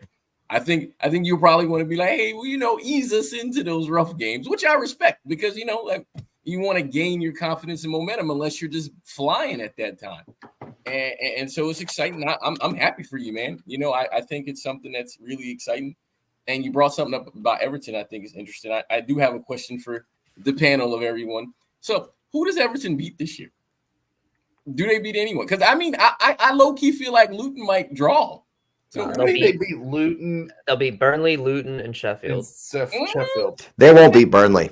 I don't think they'll beat Burnley, but I think they'll beat Sheffield and they won't beat Sheffield. They already haven't. They already drew with Sheffield. Was that at Bramble Lane or was that at? That's their only point. That's both teams' only point. Yeah. I think Burnley looked decent today. They looked pretty good today versus Forest. So I think Burnley will beat Everton. And I think that what it is Everton can't score, man. They cannot. They couldn't score a goal if the net was wrapped around their face. Like, especially with the way they approach the game. That was at home. Mm-hmm. That was at Goodison Park. Yeah. Do you remember when Man City went to Leicester last season? Mm. Do you remember how deep Leicester City played? Oh, yeah. Sean Dyche is the new Brendan Rodgers. They're the new Leicester. And what happened to Leicester? Relegated. You cannot be that negative. Luton aren't even that negative. No, they're not even that negative. So who do they beat? Is it Luton Town the only team they beat? And I still think they'll draw them, man. Where do the goals come from? All they do is get enough draws. They'll get one against Liverpool just because they always find a way to get a result against Liverpool. I don't know, man. I could see Liverpool draw enough, ripping them to shreds. Liverpool will drop 10 on them if they can. Oh, of course they would, but I'm just saying Everton Everton plays at a different level when it comes to Liverpool. Can they though? I mean, if it's sitting dormant so long, it's almost like can we get some football Viagra for them? Because I don't know if they're getting up for that one. They're gonna have to figure something out, man. If Sean Dyche, right? Yeah, jeez. If Sean Dyche, they were getting with Dyche too. If he sees Christmas, I'll be shocked. I mean, they knew exactly what they were getting with Dyche. But they didn't do anything for him. It was at Burnley. They didn't do anything for him. They sold everyone. They don't have any money. They ain't gonna have any money, man. That new stadium is on hold. Y'all better look out because when they're getting relegated, right? Yeah, of course. It's the same thing. It's the same question. Like, who's gonna beat City? I hope Arsenal do, but is anyone else gonna? Maybe Liverpool will give them a game. So Everton ain't beating anybody, man. That's the same thing with Luton. I don't see Luton beating anybody. They're an almost team. I don't see Sheffield beating anybody. Maybe at the Kenny. Maybe at Kenilworth Road, Luton can beat Everton. They played pretty well against. I just think it was decent versus Fulham. It was decent versus Fulham. I think Everton having more points in draws than Sheffield's going to accrue this entire season. But they'll both get relegated still. I don't think so, man. I just don't think so. Yeah, for sure. I think you underestimate Burnley. Did you watch the game today? We'll get to it. But we'll just wrap it up on Arsenal. I'm excited. They're gonna do well. I'm hoping here in this Champions League. Big week for us. Good to get the huge win over Everton and grinded it out. And now we move on to the Champions League. And we ourselves will move on as well to another Champions League team and the absolute debacle that happened at Old Trafford on Saturday at the same time as the City game. I actually went back and watched this one, even though I watched City live. I watched it live instead of the City game. I gotta say, man. Did I call this score? I think I called this. You got this one right. Yeah, you got this scoreline correct. They're not good. What? I was absolutely baffled. It should have been more. I was baffled at these tactics. The Man United defense, bro. They so many holes like Swiss cheese in that midfield and defense. This was shocking. This game, I haven't seen a 4-4-2 since I played in one 12 years ago. That's not what? And against this Brighton team, I think the first 20 minutes where United were in the ascendancy, where Rashford looked bright, where Højlund and Rashford were kind of working together a little bit, getting some good interchange. I think that Brighton just were so shocked to see a diamond midfield. Especially with who's in it. Eriksen's not covering ground. Nor is McTominay. Nor is McTominay. McTominay was gone. I don't think he only touched the ball like 5 times. Ghost. I didn't even know McTominay started this game until literally they were so narrow. So literally the substitution was made, and I was like, Where's he been? Where's he been? He's on the field. Yeah. That formation was so narrow. So ridiculously narrow. And they were wanting to get it. It reminded me of the 3-5-2 that Chelsea sometimes plays, where you're desperate for your wingbacks to give you the width. Yeah. And so Reguilon and Dalot were bombing forward, but Eriksen and McTominay were supposed to be responsible for helping cover the spaces they left. There wasn't enough battery in the electric wheels, man. There was so much space. And then Casemiro got shoved so far back. He offered nothing offensively. I'm not gonna lie, man. You guys know, and if you've watched the pod, you know how I feel about the greatest center defensive midfielder that's ever breathed air. But I feel bad. I feel a little bit sorry for him. Yeah. They are leaving him out to dry. Yep. Leaving him. He's not Lewis, it's not him. It's the United fans. It's the United fans that gas him up. Casemiro's not out here saying, "Oh, I'm the greatest there's ever been." He's not that bad. He could say he's not, though. Yeah, maybe, but he has been absolutely ran over this season. He looks 112 out there, man. Trying to chase down Matoma. No. Trying to chase down Pascal Gross. Trying to chase down João Pedro. Man, he looked. Danny Welbeck was just in behind, so just alone. I'm sure. I mean, class from. Well, I mean, Welbeck actually celebrated though. Yeah, I mean, I would have celebrated too. He knew with this defense that was going to have to be fielded for Man United, that it was going to be an issue. Like we asked them, like, what are they going to do defensively? But to set up in a 4-4-2 and just invite them much pressure from Brighton and that many runs from Brighton, and it wasn't even that low. Like they didn't park in themselves. They tried to play Brighton out enough to where they had enough space to run. So it was a recipe for it. It was so much fun to watch, though. I really enjoyed it. It's funny because I remember I was like, hey, man, Matoma is going to eat them up. I just thought they were going to eat him from the wings, not having any idea that I guess he wanted to test me, which I appreciate because. You got it. Yeah. Yeah. Now, I made the comment earlier about in-game management. And I think Ten Hag has to be questioned mightily. Yeah, gonna make it. I don't know, because he got the formation wrong. The risk and the gamble you took was just completely mistimed. Don't do this against Brighton. Nope. Do not. This is the worst time to try a new formation against a team that is just tailor-made to exploit wide spaces in the attacking areas. And you're just going to give them the space? Because we're Man United at home. No. And then you sit Wan-Bissaka for most of this game, who is a true wing back. And you let Dallo or I don't understand it. Wan-Bissaka comes on for 5 minutes, takes a 2-month injury. Yep.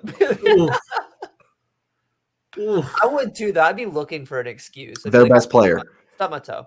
He's been their best player this season. Wan-Bissaka has been their best player this season, and now he's gone as well. Their whole defense. You want to talk about our injuries? And they got injuries too. United in defense is on injury. They got injuries as well. Throw something out there because since the wound is open, I feel salty. They're on the bottom half of the table. They could lose some more games. What? It's not good. It's not looking good. I would buy Marcus Rashford and Martinez from this squad and leave everyone else to get relegated. You can keep the butcher. I like him. You can keep him, dude. I don't. Bruno is a great 10. No, but Rashford. Hey, he's a great captain too. Yeah, I didn't say that. I feel so bad for Rashford here. I really do. I do feel bad for Rashford. Oh my god. Yeah, man. He makes $375,000. Yeah, he's fine. He wants to win, though. He wants to win. You can tell he still has the drive to score goals and win games. Me and you don't necessarily have that easy of a road coming up either. They're going to get absolutely decimated on Wednesday, so we won't even. There's no need to talk about that. Tuchel's just going to take a giant crap all over them. Well, I'm just saying that the next game is at Turf Moor. The next game is at Turf Moor. Oh, man. That could be a turning point for sure. No, that's what I'm watching on Wednesday is the Bayern game. We got to talk about Champions League. We cannot disrespect the greatest center defensive midfielder to breathe air on the moon. Look, I need you to understand, man. We got to talk about what Harry Kane is going to do to them. It's going to be gross. It's going to be bad, dude. It's going to be so bad. It doesn't even matter. Leroy Sané, what's the former Arsenal player? Serge Gnabry. It doesn't matter who they play on the wings with Harry Kane. Musiala. Jamal Musiala is going to have a field day. He's going to have a field day. And that their midfield's just going to get eaten. Oh, me too. You're not getting past Kimmich. You're not getting past Goretzka. Dude, if they set up. They should set up just like they did. They could hold 10. I'm leaning towards a 5-1. Yeah. You think they'll score? Oh. Maybe. I don't know. I don't even believe it. Well, you get in these Champions League games and everybody gets out to a large number. They kind of sit back a little bit. It ain't Old Trafford. It's in Germany. Well, I know it's at Bayern. They'll sit back a little bit, and Højlund will find a goal just because he's the next coming. Højlund's goal, dude. I was honestly worried because the first goal Højlund scored in this game was pretty dirty. The touch when he turns and then just smacks it one time, I was like, that's a striker. You could tell he had a little bit of striker's prowess to him. Then they called it back, and it was he completely checked out. Yeah. For me though, this is 100%. Yeah, you can talk about injuries if you like, but this is down to Ten Hag. Yeah. This is down to tactics. This is down to horrific in-game management. They looked like they didn't really know how to implement it. Didn't really know how to kind of tinker and kind of adapt when faced with whatever Brighton was doing, and when they made the subs and brought on Hannibal and took off Casemiro, and Bruno was playing in the center defensive midfield, but he also wanted to get really far forward because for some reason they've told Bruno that you need to be the deep guy that's progressing the ball, but you also need to be the 10 who's receiving that. So you need to come get the ball from the defenders and then hit a pass and then run really fast underneath it and go receive that same pass so that you can then be the creator up top. You're going to be at two places at once, bud. Good luck. Yeah, have fun with that. And so that's why at one point in the game, when they clearly told the Butcher to stick to João Pedro at halftime, they clearly told him to just stay on him. And so João Pedro was making deep line, like coming back and trying to, check to the ball. And so there was a period where João Pedro must have like realized what was happening and just kind of like floated into the midfield and stayed there for a couple of minutes. And Martinez stayed with him. And so everybody and their grandmother's like, because Bruno was covering for Martinez. And so everyone's like, oh my God, Bruno's playing centered back right now. Danny's eating it up with a field day. What is going on? Man, it's a literal dumpster fire. Like the roof is on fire for real. And how the rest of that song go? Yeah.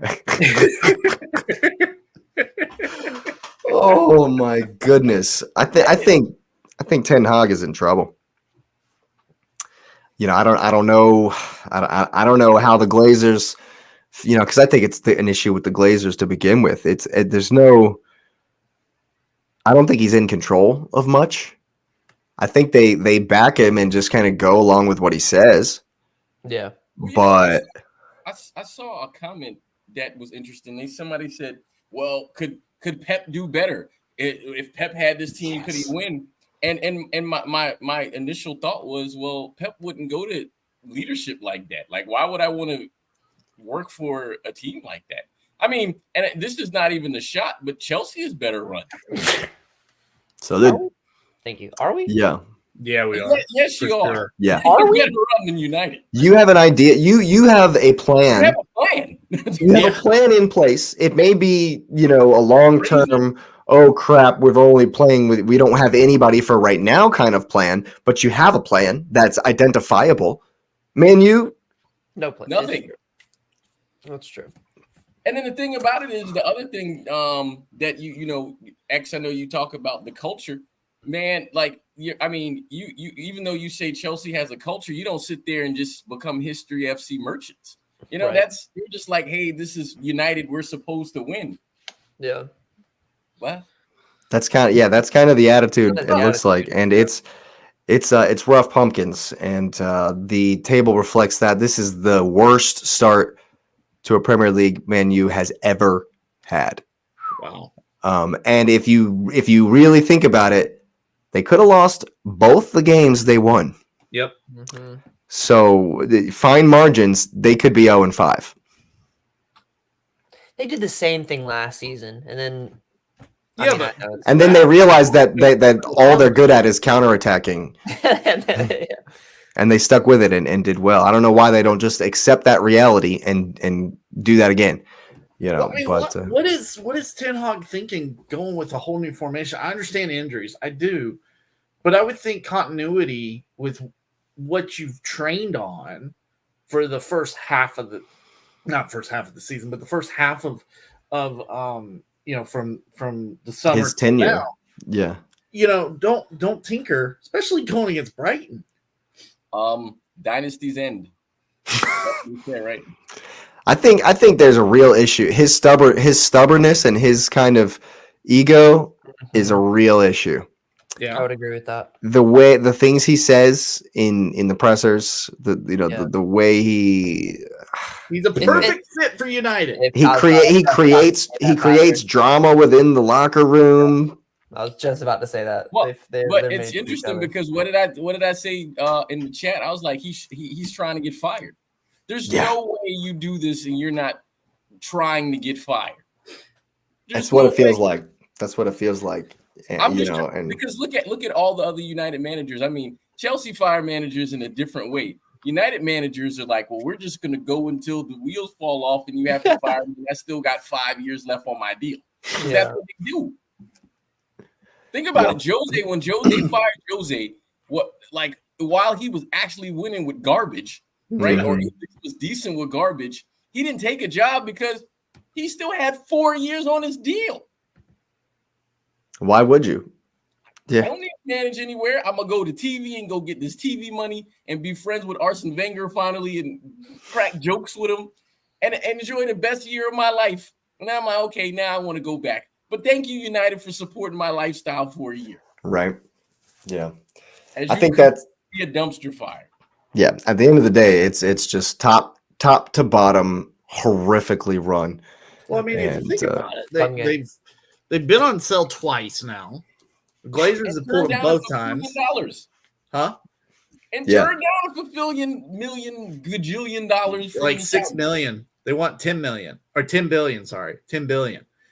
And so they're trying to get this Qatari guy to buy them, Sheikh Masif or something like that. And it just They don't have bully clout. yeah, right? they don't know the Middle East like that. No, they don't. They don't. But no, I mean, it feels like it's about to all crater in, and I don't even know if their academy's that good anymore. I'm here for it. One can Hey hope. man, I will say this, and that goal was nice. he's an academy product. It was.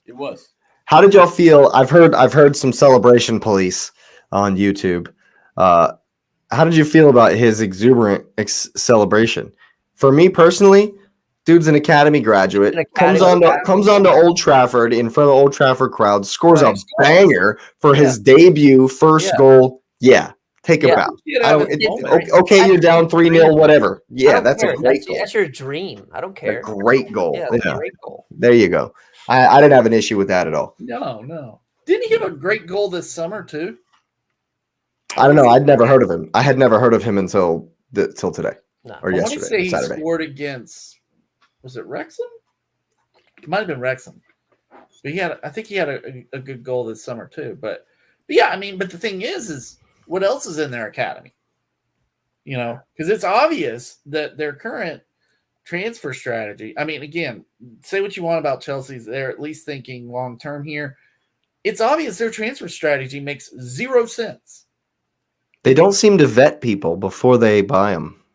I mean, they brought in Weghorst to play 10 last year. Then they bring in Mason Mount, who stays injured all the freaking time, it feels like. Who else did they bring in this year? Players get worse there. Onana went there. Amrabat, he's already injured. Yo, Onana had He's a an awful Onana looks bro. He looks like he's never played a day in between the sticks. Yo, that was awesome. And then, the problem with Onana is too, as soon as he gets in his head, because he is outwardly expressive. Yeah. As soon as it starts going downhill, volcano. It's gone. He loses. It's gone. It's over. It's gone. And every time Brighton scored, it just kept getting worse. It's good to see. Worse. And it was awesome to watch. I want to say something about Brighton. Can you believe that their attacking options, like they didn't play Ferguson? He came out at the end. Oh, he did? Thought. Okay. Yeah. Estepinian didn't play. Injured. If I remember right. Yeah, injured. He's injured. Yep. And they just keep doing their thing. Yeah, it's their system. You got Welbeck. You got João Pedro. Deserby, man. I saw Deserby. another stat that was interesting too as I continue to pour salt on United. I'm not being a hater. I'm just being honest. But apparently there was some statistic that said James Milner is like one player to beat United at United with 4 different teams. Good job. I don't 4 different teams. Nice. James Milner? James Milner. Can we name them? It's Brighton. It's Liverpool. Liverpool. City. Yes. And Aston Villa. Yep. Oh, he was at Villa. Yeah. Only one to beat him with 4 different teams there. That's awesome. That's an awesome stat. And Man United are on fire and in the mud. Whichever, take your pick. Whichever, superlative. Muddy fire. Making bricks. Yeah, making bricks, and I love it. It's gonna snowball on that. It's going to snowball even more than it into their muddy fire. There's going to be snow. A muddy snowball fire. Just rolling down the hill. Then you gotta go to Turf Moor, which Burnley's starting to show that they've got some semblance to them. Yeah, then it's Palace back to back. Yeah. And then Galatasaray, Brentford, United. Palace back to back. I'm looking forward to October 29th. What's that? Manchester City go to Old Trafford. That could be a 6-0. It could be bad news Bears. Hey man, I know. Hold up, I can't wait for predictions because I'm picking Burnley over United. I'm not sure what my number is, but I'm picking them. Nice, yeah, absolutely. Wow. That'll be the Thursday show after we're celebrating Champions League wins. But not Man United. They won't be celebrating a Champions League win. But so how long does Brighton keep Deserving? I think this is the last season they keep him. The end of the You season. keep them.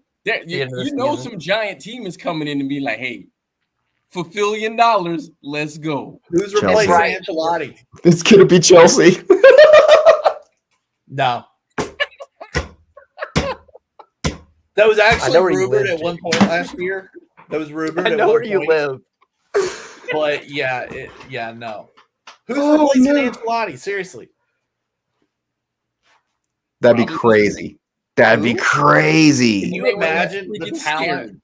And you throw on freaking Mbappe? No with way. that team? Because they'd have Bellingham with De Zerbi and Mbappe. No, I think with Vinny. Scary.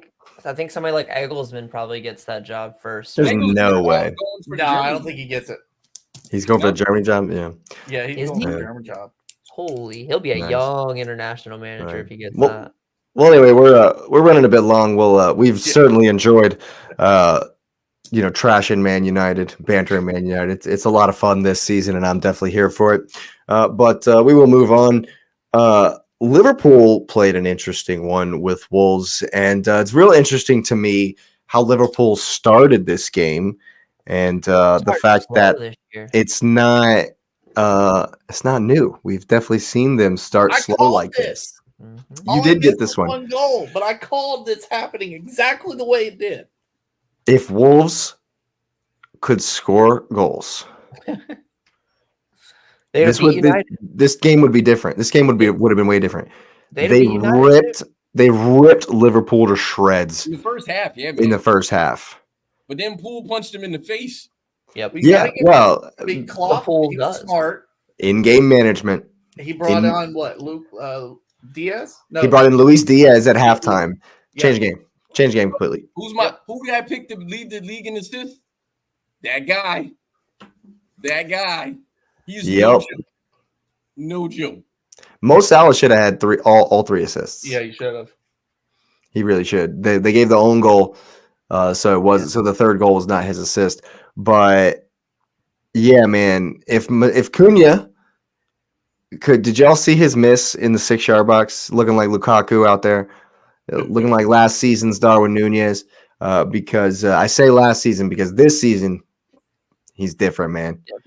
He's coming good, like we knew he would, and it's looking good for them. Szoboszlai, man, I'm a little worried about this Liverpool team. I'm sure that Jurgen Klopp was throwing things at halftime. Oh, yeah. Probably screamed. He probably was screaming and yelling and getting more intense, and then he just slipped into German and just went off and just ranting in German, and it worked. The only person that understood him was Gravenberch or whatever. Gravenberch, yeah. And Nunez is looking around like, now what's he speaking? Now what's he saying? I just learned English. Speaking his English. I just started to understand what he said, and now he's gone off the deep end. Oh my goodness! But yeah, that's another one where I was like, because you know me, I cheer against everybody. That's not Arsenal. This is another one where I was just so let down. Oh, yeah. I've been saying that Wolves they're gonna come good. They're gonna come good. They just can't score a goal, man. They just they keep letting me down. I'm gonna be really mad. I'm gonna be mad if they get relegated.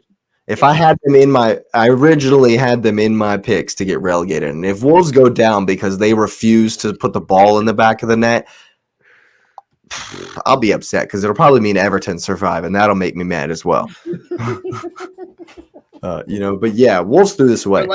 They're like a cat. They got 9 lives and they're on their only their 4th. Yeah, absolutely. Wolves definitely threw this one away, and everyone did this. But you gotta. You don't give Mo Salah a chance to do something. No. You give him a chance to do something, he's punching you in the head. Yeah, he's good for a goal about every third. Absolutely, third game. He's definitely still got it. I don't know what this is here. Somebody's in the chat here, and it looks awesome. It looks like it's a Liverpool fan. Is it a Liverpool fan? That's a Liverpool fan. I don't nice. Look at the chat, but okay. It's a Liverpool fan. Yeah, it says LSC Imperial. It looks like a Man City comment, though. I don't know, but thanks for the comment. Thanks for being here. But yeah, man, Liverpool bring it back around. You just can't. You just can't play for 45 minutes against Liverpool, and that's why I'm a bit worried about them. I think when they play both Arsenal and City, it's gonna be fantastic games. Those will be season defining, and they will be a lot of fun. There were comebacks all over the league this weekend. Oh my god! Crystal Palace were winning in the 90th minute and managed to lose this game. They were Palace were good the whole game, and then just debacle, just capitulated right at the ends. I mean, again, not a rival, but somebody who was expected to do good. I was cheering against Villa, and showed at home. It was about to be a horrific result. Yes, for Villa, but they turned it around, man. The first goal, the equalizer in this game, shattered Palace, man. That'll be in the goals of the season reel. At the end of the season, I guarantee you this will be in the goal of the season. Chest and volleys it. You want to talk about a Dragon Knight hyper beam? Holy crap! That was a Didier Drogba goal. You're not. Yeah, there's nothing you can do. Like you literally saw the animation of the smoke and the fire off the ball when he's hit it. Rip the cover off of it. It was probably whistling. It went hard like that. They can whistle. Yeah, it made noise when it went past the goalkeeper. Yeah, he definitely. And yeah, like you said, X, it was a dagger blow right to the heart. Crystal, they just melted. They just capitulated. Absolutely. They couldn't believe it. Absolutely. Yeah. Jay said he preferred Everton to go instead of Wolves. I think we all agree on that. Yeah, definitely. As a Liverpool fan, of course. Yeah, of course. Yeah, of course. I think we all agree with that. With you. We agree. We all agree with you. But no, Diaby, man, they got themselves a baller in him. You put him with good. Ollie Watkins and is it McGinn? McGinn, right? John McGinn's their captain. Yeah, he's in there. I mean, I think that we had a knee-jerk reaction with that whole Newcastle result because they lost Tyrone Mings so early that, and I mean, the guy he is Aston Villa pretty much at this point. Heart and soul of the team. But now again, Unai Emery, he's got him rolling, and they're in Europa, right? They're gonna smash the Conference League. Yeah. Oh, they're in Conference League. Yeah, they'll destroy it. Yeah, they're gonna destroy that. He's got all the European pedigree and experience. You could maybe not in the Champions League, but all the he was at Sevilla, right? Runs the Europa League. So they're definitely like their chances in the Conference League this season. Another soul-crushing comeback Don't at the don't Tottenham dare. Hotspur Stadium. I'm actually excited to talk about this one. Hey man. Who are you? I know, right? Hey man. Hey man. I'm not excited about the result. Let me rephrase. 28 shots. 28 shots for Tottenham. Yeah. I thought Sheffield were going to pull a shock. Yeah. I was cheering so hard for the Blades. And when the coverage of the City game was over, they'd switch to the end of the other games. And when they got to the Spurs game, literally 4 seconds before Richarlison scored, like it was literally in the build-up for the Richarlison, for the corner kick they got, or I think it was a corner kick. And then he dumps it in. And now, again, obviously, look at what's behind me. I hate Spurs with everything I have. And that means I'm never going to be a Richarlison fan. I think some of the things he's done are quite clownish. Oh, yeah. But objectively speaking, how massive is that for him? You know, been in the media talking about mental health, talking about struggling, comes in off the bench, wins the game, you know, turns the game around, you know, he then set up the game winner. Yeah, I mean, I don't like him even at all, but you gotta give him credit for this one. Yeah. Come in and was the man. Yep. Changed the game, scored the goal, got the assist. Great finish from Kulichevsky, you know, under pressure to win the game right at the end. Spurs keep it rolling. And I was cheering so hard against them. Oh yeah, of course. I mean, nobody was cheering for Spurs. I wanted to. But This would have been massive for That Sheffield. dude on Instagram is cheering for Spurs. Expressions. great. He's funny. His Instagram Hilarious. afterwards. Y'all should watch a show on DR Sports called The Best of Enemies. It's Don Robbie Lyle from AFTV but it's him and Expressions as the best of enemies, you know, great. and they go back and forth. I watch every episode each week. It's a lot of fun. Big up DR Sports and AFTV. But no, I mean, all right. So I didn't get to see this one. Just being 100%. Yeah, he's right. I think, you know. Yeah. It's Sheffield. I don't know. So I really didn't get much. I saw a few things. I saw the clips and the highlights, goals and whatnot. Did Sheffield just make it impossible for them to break them down? Or yep, they had 28 shots. They created chances all over the park. How many were on goal? It's probably at least half. Wow. You know, it wasn't as many, but 9 maybe. Let me look here. Well, maybe it doesn't want to show me the match stats. No. Results. But anyways, my point being, and it's been my argument the whole season. Can you break down a low block? That is going to be the difference between. So do we. That's going to be the difference between whether a team is able to move up the table or not. 10 on target. We saw it with West Ham and Luton. You know, West Ham were flying high, and they got bogged down. You know. And that's why I asked the question about Arsenal earlier, because I watch City, they face it every week and they find a way to break it down. You know, either it's individual brilliance or it's just a good team goal. And that's kind of one of the concerns that I've had about Spurs. Of course, they've pulled this out, so maybe they're going to be able to, but it took 98 and 100 minutes to be able to get a goal. You know, so it will make so they had 70% possession, 28 shots, 10 on target, 15 corner kicks. That's a lot of corner kicks. That is a lot of corner kicks. So that kind of comes back to my point, though. if you allow Spurs to play open, they're gonna score on you. That's just the way they're built with Postecoglou. They're gonna score on you. So other teams are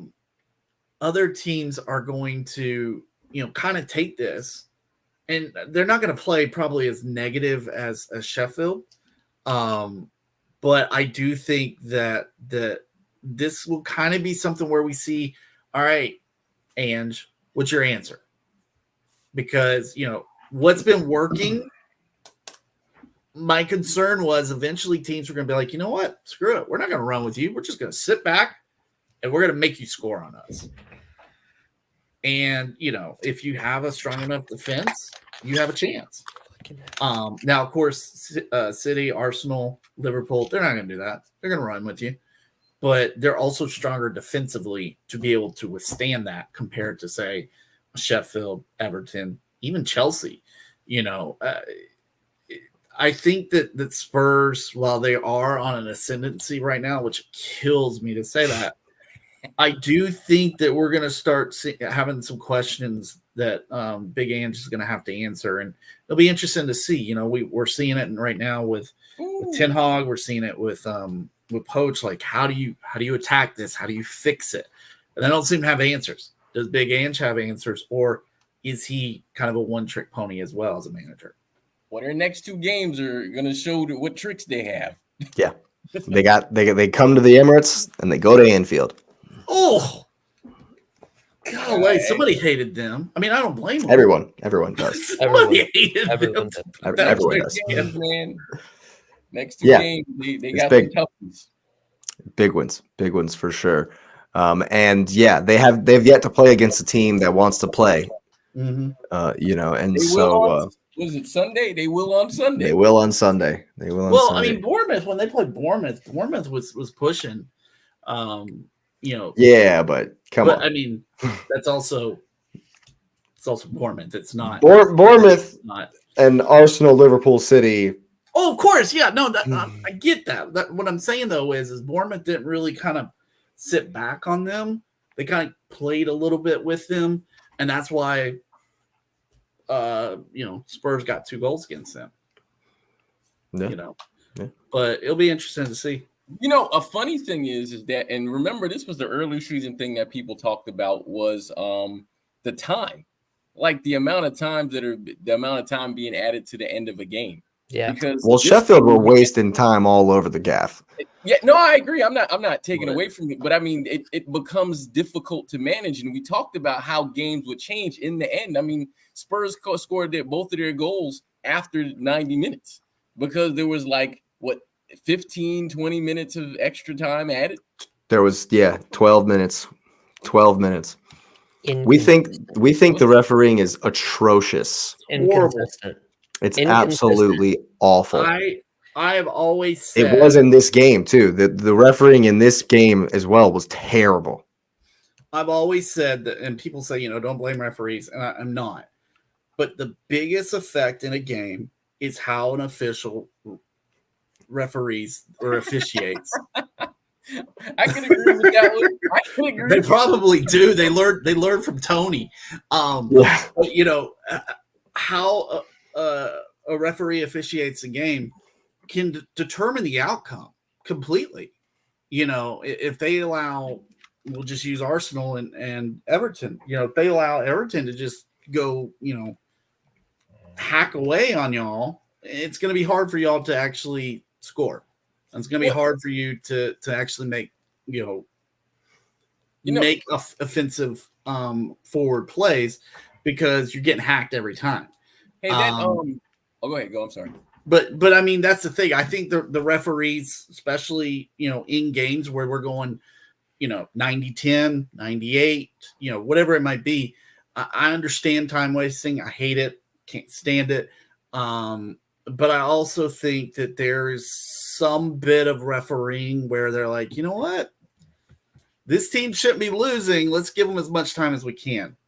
Here's and then that's where I'll agree on that and then disagree on another. I I hate time wasting when it happens to my team.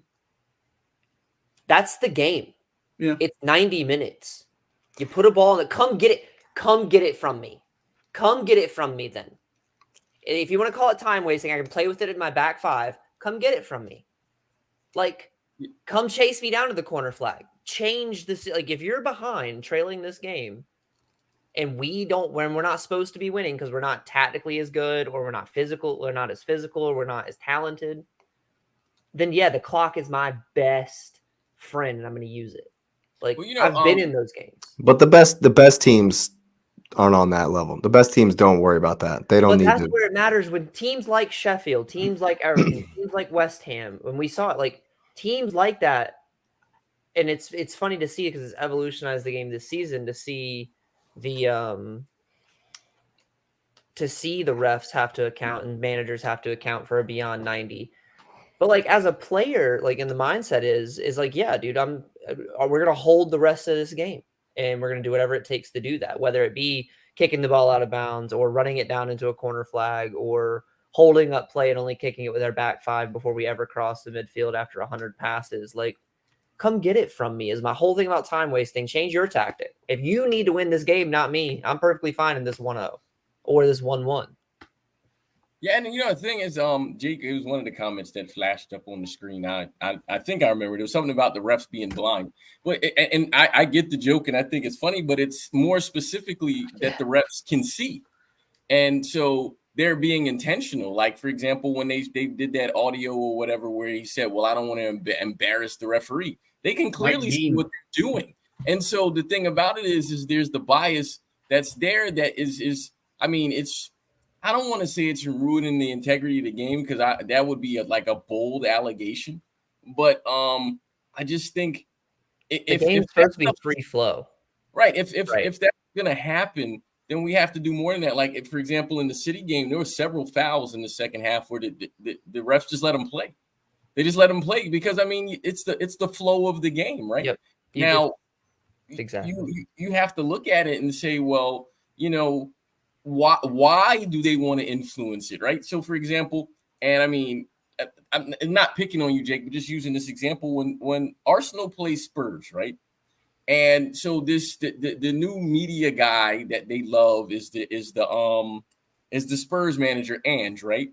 So if all of a sudden, they're blowing the whistles against Arsenal, but swallowing it when it's Spurs, I mean, because of a narrative that they want to hold up or they want to keep the game competitive, then, I mean, you literally ruin the integrity of the game where a fan like you and Jake, I'm not saying this will happen, but you would be reasonably and realistically angry because they're taking something away from you that shouldn't be there. I mean, for example, when you were talking about that the offsides goal, like in logic, I guess I get it. But why would if I have to go to that level to find a way to make this fit the rule that I just applied, then I'm doing too much and I'm not playing on the field.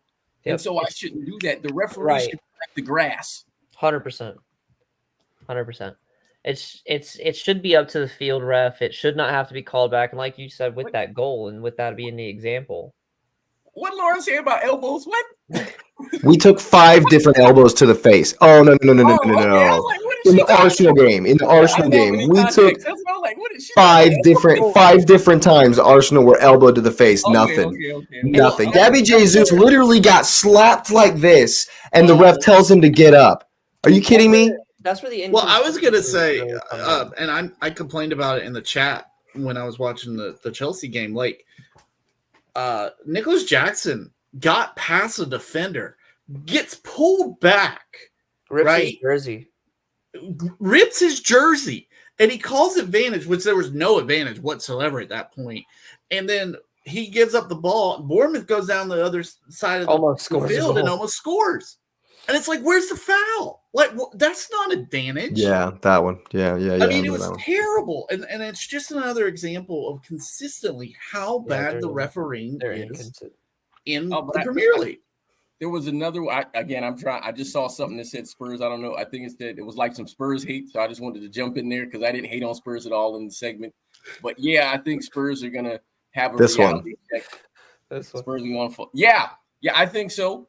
I think it depends on the next window, depending on where they are. Because, I mean, they're second in the table right now. And if they draw the next two, not lose, but if they draw the next two, which I don't see, but if they draw the next two, they're still sitting kind of decent, So, I mean, it depends on where that goes.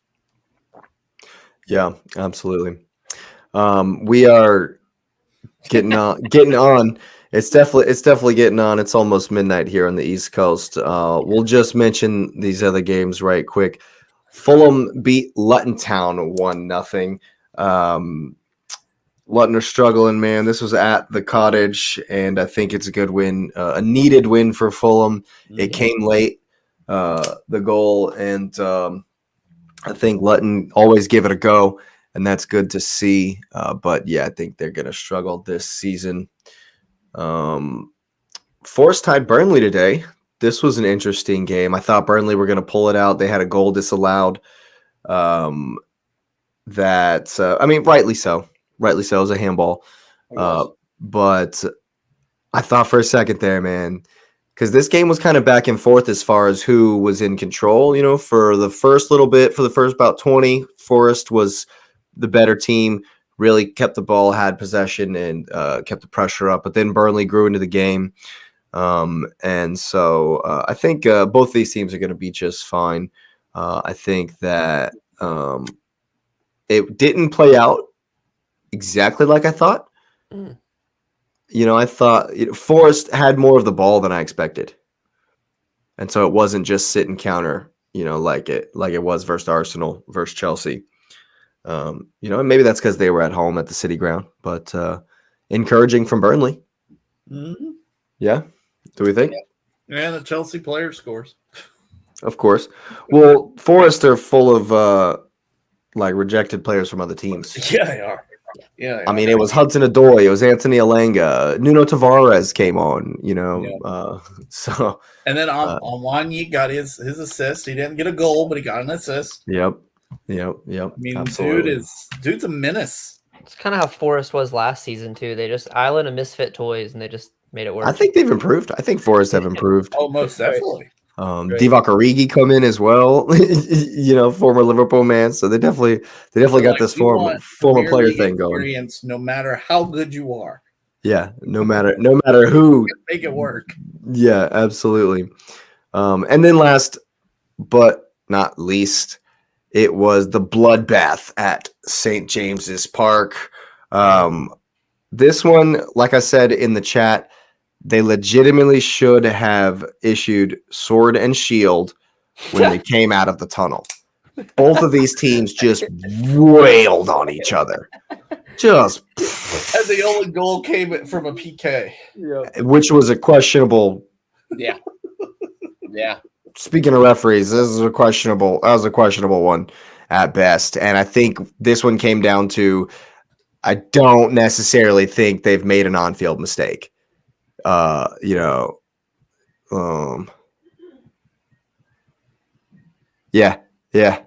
I can agree with that. They learned from Tony. I'm telling you. I could definitely agree with that. And conversely, the refs in this game just let them beat on each other. Oh, goodness gracious! Yeah, Newcastle thrives at that. Yep. Did they though? They really didn't. But Brentford gave him a game in this one, and moving forward for Newcastle, they should be very, very happy with the Milan result from the weekend. Milan got demolished versus Inter. Just getting some fuel for the fire. That's all that was. Yeah, and you think so? Oh yeah. Because that's going to be a game. Newcastle are going to be they're going to be up for it, obviously. But there's already been some controversy that I didn't even actually read the whole article. They arrived late or left late or something. Are they getting penalized for being late? Yep. Well, because you got to think about it, is because they have to make press conferences, so they have things like that. So they have to be there to make those things. And if you're flying, you got airspace stuff. So that's on them. It is the very first game too. It is the very first game. It's actually at 12:45 tomorrow here on the East Coast. Ooh, every right to find them for it. You got to fair enough. man.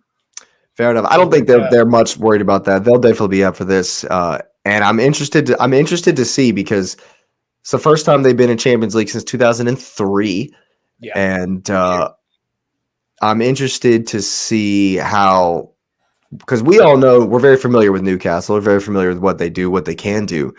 Right. And we're less familiar with AC Milan, unless you guys have been watching Milan and not telling me about it.